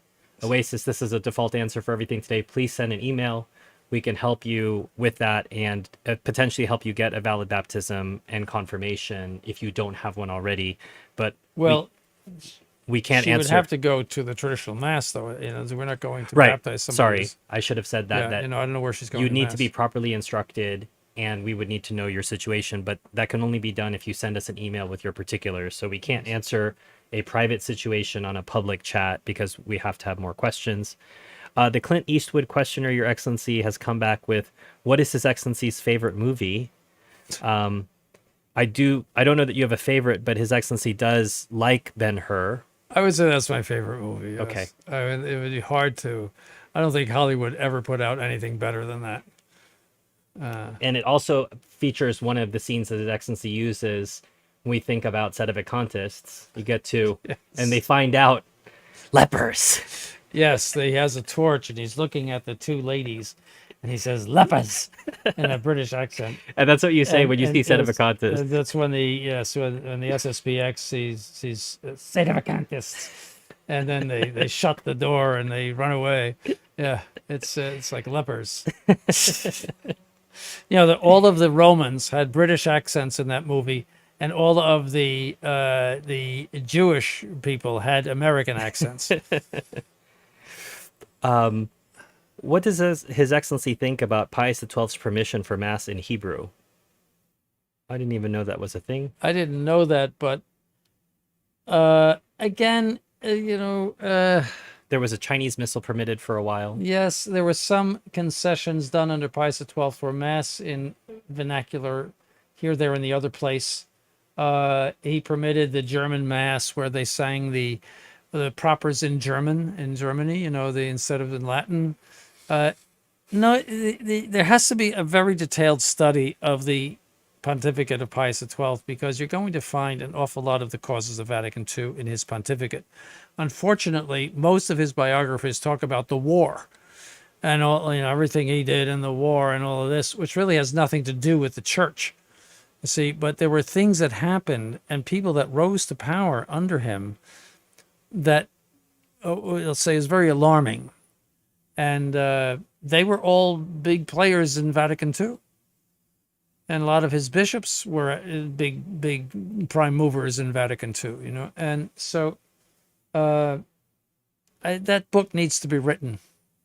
It's going to be very hard to research because all of his biographers are about the war. And very few really discuss his government of the church. What is a Josephite marriage? Have you heard of this before? That's a marriage where you both consent never to have sexual intercourse. That was a perfect chastity. Was that very... It was not common, but it's certainly permitted to do that. So there's your answer to your question. All you have to do for a valid marriage is to transfer the right to have children and therefore sexual intercourse, the right to do that, you see. But you don't have to ever exercise the right, as long as both consent. Because that's sometimes done. Dom Granger, other people have written about that. Sometimes that's penitential during Lent or other periods where you would give that right up. As a matter of fact, it's in the ritual that at a wedding that you're supposed to instruct the couple that during Advent and Lent they should not engage in sexual intercourse. We generally don't as a do practice. that. Well, as a recommended practice. There's nothing sinful about it. But we think that it's a little out of place at that point in today's day and age. It's an edifying practice, Your Excellency. Yes. If someone found out they have had invalid confessions from Novus Ordo priests, what happens when they go to a real confession? Would they need to? They need to redo the confession, yes, from the two invalid. Yes, we have an elaborate examination of conscience that we could send them, and that asks all the right questions, and but you have to think about it a long time. St. Anthony Padua Radtrad Leo watch needs to happen. We recorded the episode prior to this, so watch. If you're subscribed to MHT Seminary and Roman Catholic Media, you'll get the notification for when it is released next week. Logan Misiak, $2. Thank you, Logan. What are your thoughts on Malachi Martin? Personally, I think he's a fake. I read his book years ago. I mean, in the 1960s, I think. 3 Popes and a Cardinal. And I found him to be a modernist in that. I was very unimpressed by it. He was a big fan of Cardinal Bea, who was, another big bag of dirt. Yes, I mean, he was very influential in Vatican II and ecumenism and all. And I think he profited from his fantastic. He just made up a bunch of stuff. Yes, I'm always struck by Father Cicada's anecdote about him, where he talked about, well, I'm in New York, and says, well, why don't you come down? I think we have Mass. I think it was 4 streets over from him. Yes. And then he made some kind of excuse that he couldn't come. People might, it's a celebrity or something like that. He also, according to Dr. Kumaraswamy, who used to know him, that they would walk along the streets of New York and he could tell which people were in the state of mortal sin. Come on. Please. As His Excellency would say, get off it. Although in walking along the streets of New York City, you wouldn't have to look very far. I'd say that. I'm born and raised in New York City. Logan, Bishop Dolan actually did an episode on Restoration Radio some years ago, and he goes into a lot of stuff, but it's not good. No, and he's buried with his concubine. Which should indicate some things about him. He was a fake, in my opinion. Jimmy Hunchin, £5. We all know that His Excellency's cat Leo would make a better pope than Bob Golio. On this, we need no pondering. I would say so. Yes. At least he would not pronounce any heresies. Some nominated silly movies, Your Excellency: The Giant Gila Monster, The Alligator People, and The Crab Monster. Do you remember any of these films? Well, actually, I have a secret liking for the old monster movies. Okay. The octopus coming out of the sea and Godzilla. Well, Godzilla is one of the classics. Yeah, His Excellency's a Godzilla fan. Who knew? I really do. I kind of enjoy those. You like seeing New York City get destroyed by Godzilla? Is that it? I don't know. There was a New Yorker. Oh, maybe not. Tokyo. Tokyo got destroyed. Yeah, and so that was a really good movie. Remember Rodan? Okay. Yeah. And, all right. If you want to send some monster movies to His Excellency, he'll watch them. I remember that. That was 1957, I think. Rodan. Not that he remembers or anything. Andreas Walsh, Malachi Martin's book on the Jesuits was a good read. I think Father Cicada noted that there were some falsehoods right at the very beginning of that book, and he tossed the book across the room. So, Andreas, unless you're familiar with the Jesuits, you might not know that it's just more of Malachi Martin making up stuff. He made up a lot of story. He was a very good storyteller, but he is a double agent, possibly a triple agent. Again, I recommend Bishop Dolan's episode on this. He's done a lot of research on Malachi Martin. Someone says, did Pius XII have some Joe Biden auto pen moments with the liturgical changes? Well, it is true, and Bonini says this in his book, that he was sick with the hiccups for about 3 years. And when those changes were done by Bonini, in other words, that a lot of things got through. But again, that's Bonini talking. I just think Pius XII he was very impressed by people who were intellectuals and scientists and did research. He was impressed by them. He himself was a very intelligent person and very well educated, and he grew up in that. And I just think that he was bamboozled, you might say, a little bit by that. It's a And great English word, by the way, yes, bamboozled. yes, yeah, I wouldn't want to have to translate that into French. The uh, and a weakness, you might say a weakness. In other words, he did not have a healthy caution about it. He did not know, I think, their intentions, so there's some statements that he made, something like après moi le déluge, and it's where he knew that the thing was out of control and that he couldn't do anything about it. Some remarks that he made, but still, I think that the pontificate was grossly negligent in repressing those people, and that Vatican II was by his negligence caused by that. My opinion, it's just like Leo the 13th. All of his writings are perfect. It's the practical. Leo the 13th was trying to be nice to the French Revolution and to the Third Republic, which was awful. And talk about that was like a collection of big bags of dirt in France. And he was trying to say, "We'll be nice to you, and maybe you." The whole policy was flawed. So Pius XII was trying to be open to some of the science in biblical studies and liturgical studies and all of this. And I think it was just off track, in my opinion. Well, the chat is clearly hip to your pronunciation, Your Excellency. We're seeing Bugnini is the correct way to pronounce that's right, it. Bugnini. So people, it's Bugnini, yes. Bob Golio and Bugnini. Yes. Two bees in a bonnet. Someone said Hollywood went downhill after the Swamp Monster. I remember the Swamp Monster. Does His Excellency have any book recommendations? Oh, on what subject? Yeah, Sebastian, His Excellency has this is very small compared to His Excellency's book collection. So if I have about 4,000 books in my personal collection. So with that knowledge, you have to be more specific on his book recommendations. Yeah, what subject? Thoughts on Luigi Villa's work? I think Father Luigi Villa wrote a book on Paul VI. Yeah, again, I would peruse some of his stuff. I think a lot of statements were made without footnotes, and something is footnote free. I would agree with most of it, but whether I could, say this is a scholarly work, I would be hesitant. But I never really got into his works. Someone is asking in Spanish if we can have subtitles. Yolus,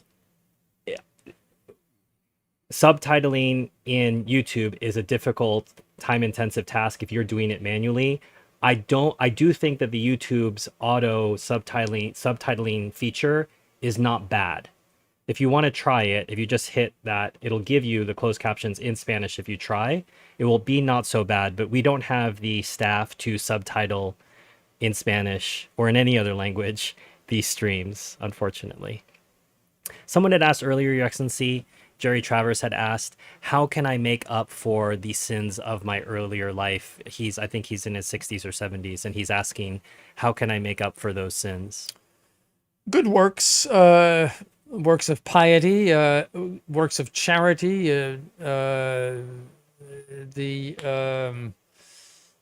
frequent confession, just rosaries, just good works makes up for that.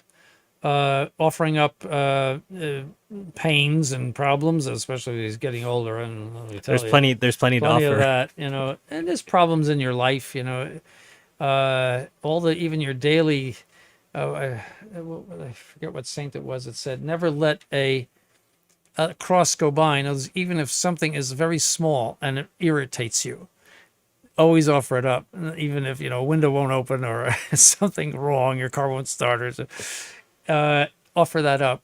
Never let any contradiction in your daily life go to waste. You see, so things like that.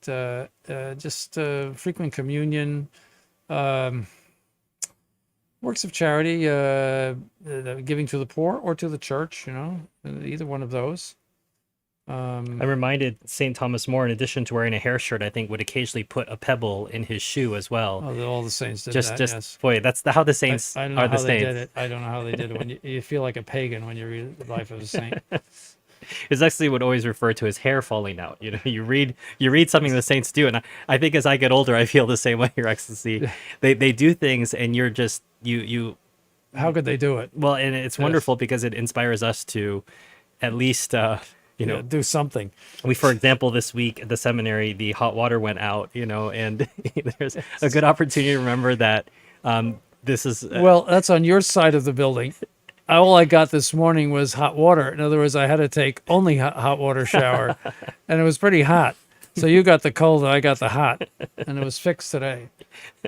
And some saints would purposely go from hot to cold water to do penance for themselves. So I do think His Excellency has given plenty there. And Jerry, we're all with you. We all have to do penance for our past life. And what His Excellency is telling you is the same thing he would tell us. Sure. So please avail yourself of that.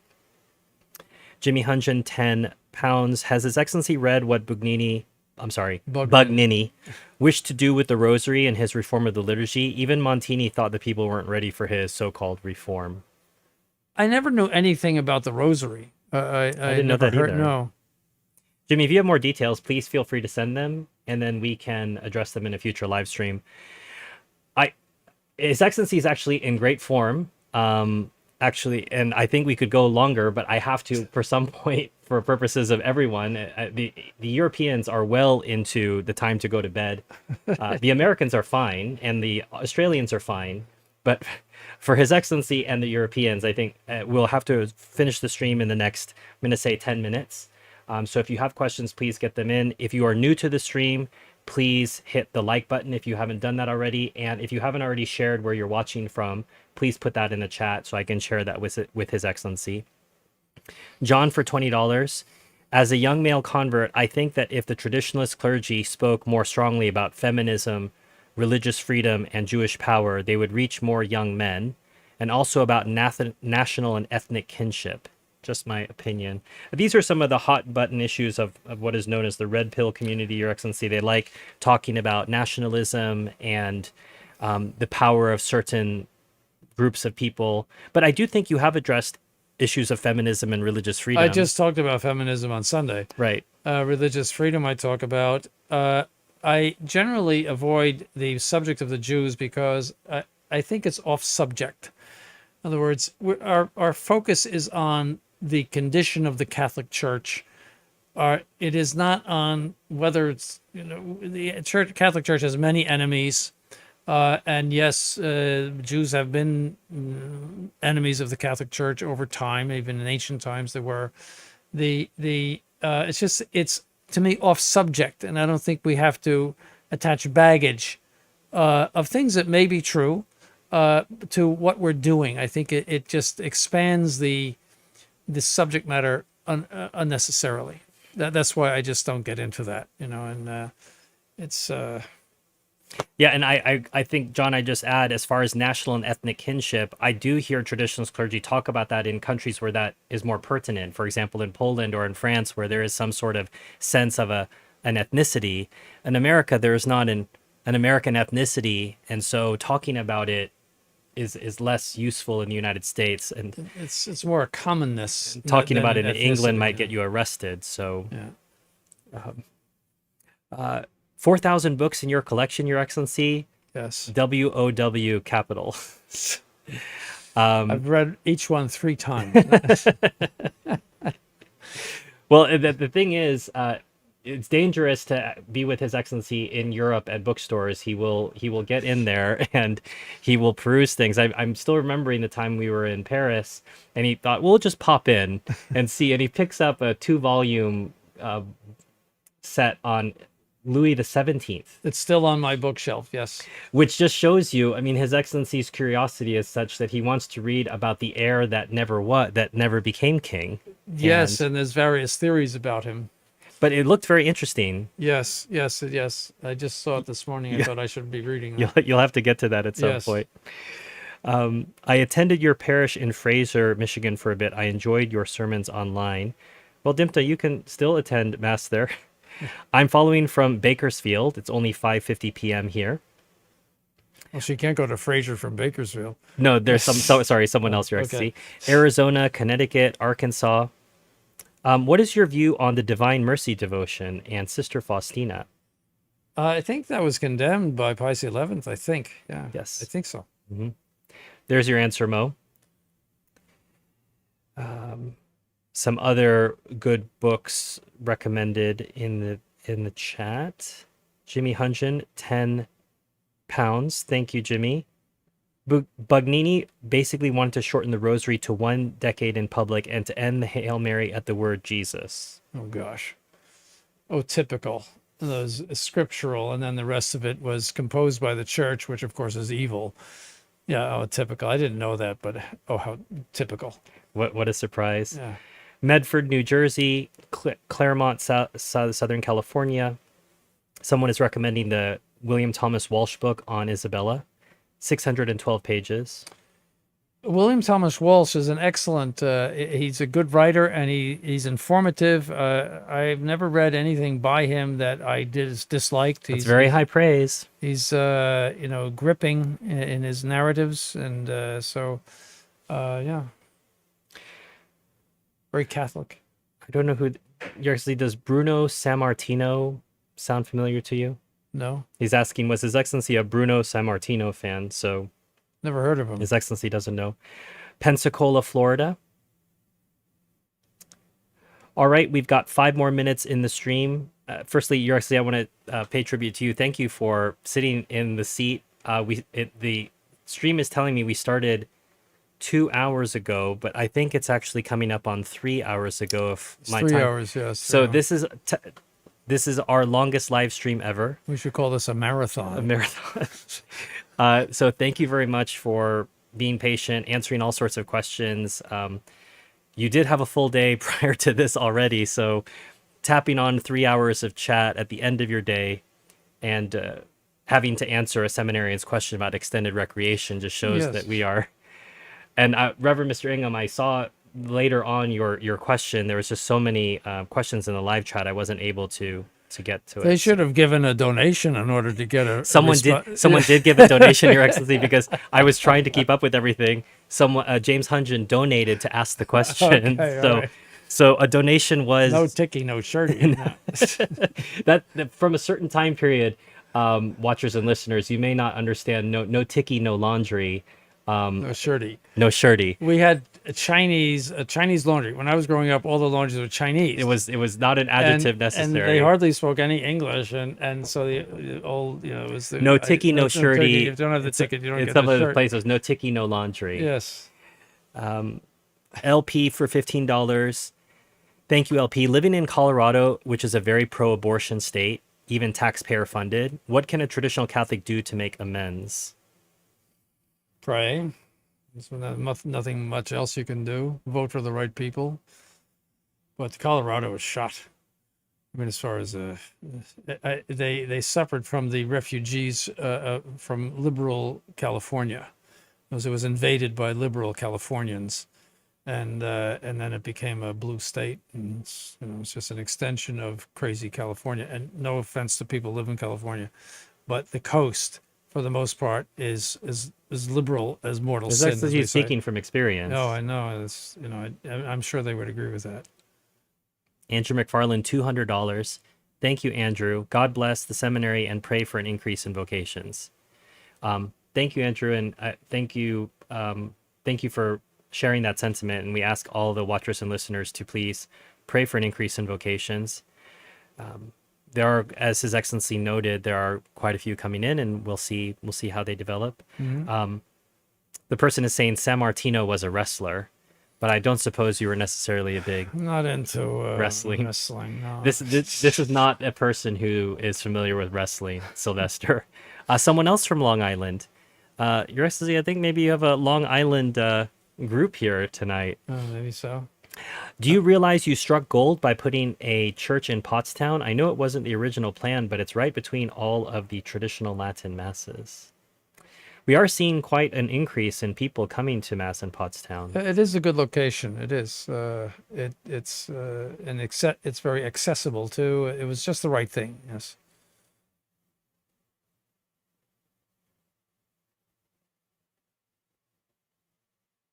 So Sebastian, I think, followed up book recommendations on Christendom and the spiritual life. There's 2 different things.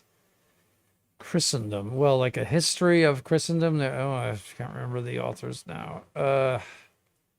Very good Jesuit wrote the history of the Christian era. I think it is. It's 4 volumes, I think. It's 3. Okay. And I just can't remember his name right now. I can ask the internet quickly. And well, I'm not sure about the title either, so I'd have to see it in front of me. Spiritual Life. Well, a classic is Tanqueray, and it's called The Spiritual Life. Guggenberger. Guggenberger is the history. The Jesuit General History of the Christian Era. Yes, that's good. That's very good. Okay. Yeah, I would say Tanqueray is the classic. Garrigou-Lagrange, Christian Perfection and Contemplation, but he gets into some speculation, theological speculation in his works that may not be palatable, you might say, for the layperson. Whereas he was a very great theologian. So, but you could skip those parts that are his speculations, but he's very good. 3 Ages of the Spiritual Life, also excellent. Those are in print, I think, those things, especially 3 Ages. Yes, and His Excellency's talked before, Soul of the Apostolate and Soul of the Apostle is a classic. Of course, The Imitation of Christ is Trustful a classic. Surrender to Divine Providence. Yes, classic. Yes. Sinner's Guide. Yes. Father Philip Hugh's History of the Church in 3 volumes. I'm not I think familiar I've seen enough that with by it. Tan. I think Yes, puts I'm that just out. not familiar enough with it to recommend it. Okay. Because in church history, sometimes you get a little rationalism, and this didn't really happen, or anti-Catholic stuff. I don't think so. I've never heard that about Hughes, but I don't want to recommend it unless I have thoroughly read it. Thank you for this marathon, Your Excellency. We had to have a transportation comment. So God bless. So for us to have a valid I don't list, think we had a transportation. I think they're saying marathon would be marathon. Yeah, that's would sort be of a transportation. Well, that's not really transportation. We can put in a transportation reference if you want to have a valid and listed live stream. We can do that.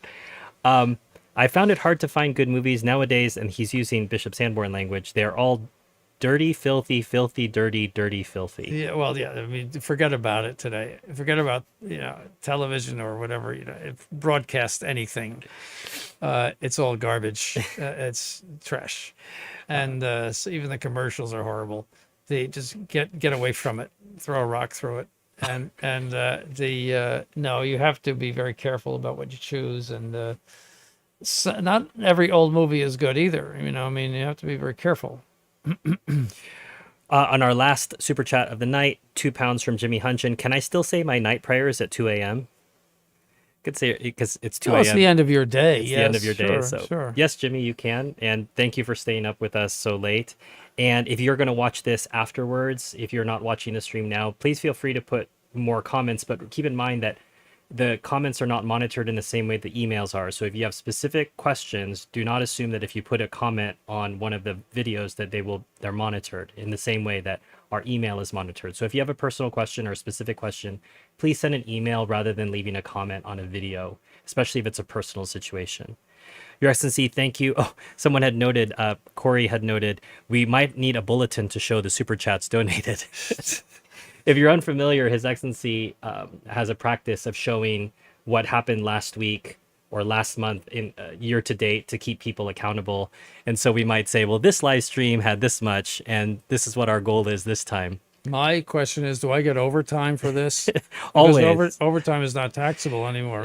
That's true. Under the big, beautiful bill. Right. And I guess this will be the final question. What is your opinion about Franz Decomp's Manual on Dogmatic Theology? Do you know Franz Decomp? Yes, Decomp. I never heard anything bad about it. I have it on my shelf. I don't think there's anything wrong with it. Okay. He's quoted favorably in other things, so. So next month is June. It'll be the second quarter, and there'll be live streams for the second quarter on both this channel and the MHT Seminary channel. So to make sure you get notified, make sure you're subscribed to both channels, and there'll be live streams on both of those channels next month. Let me finish something on that last one. If it's in translation, many times the translations were modified from the Latin. We found that quite a bit. So you're talking about decomp in Latin. Decomp in Latin is okay, but I can't vouch for the translation. Okay. Cabo, I'm waiting for a mission for the Institute in Peru. Father Bayer sometimes goes to Colombia. It would not be and Ecuador. and Ecuador. It would not be difficult for him to stop by Peru. If you're interested, please send an email with your circumstances. As always, Your Excellency, thank you for your time. Okay, thank you.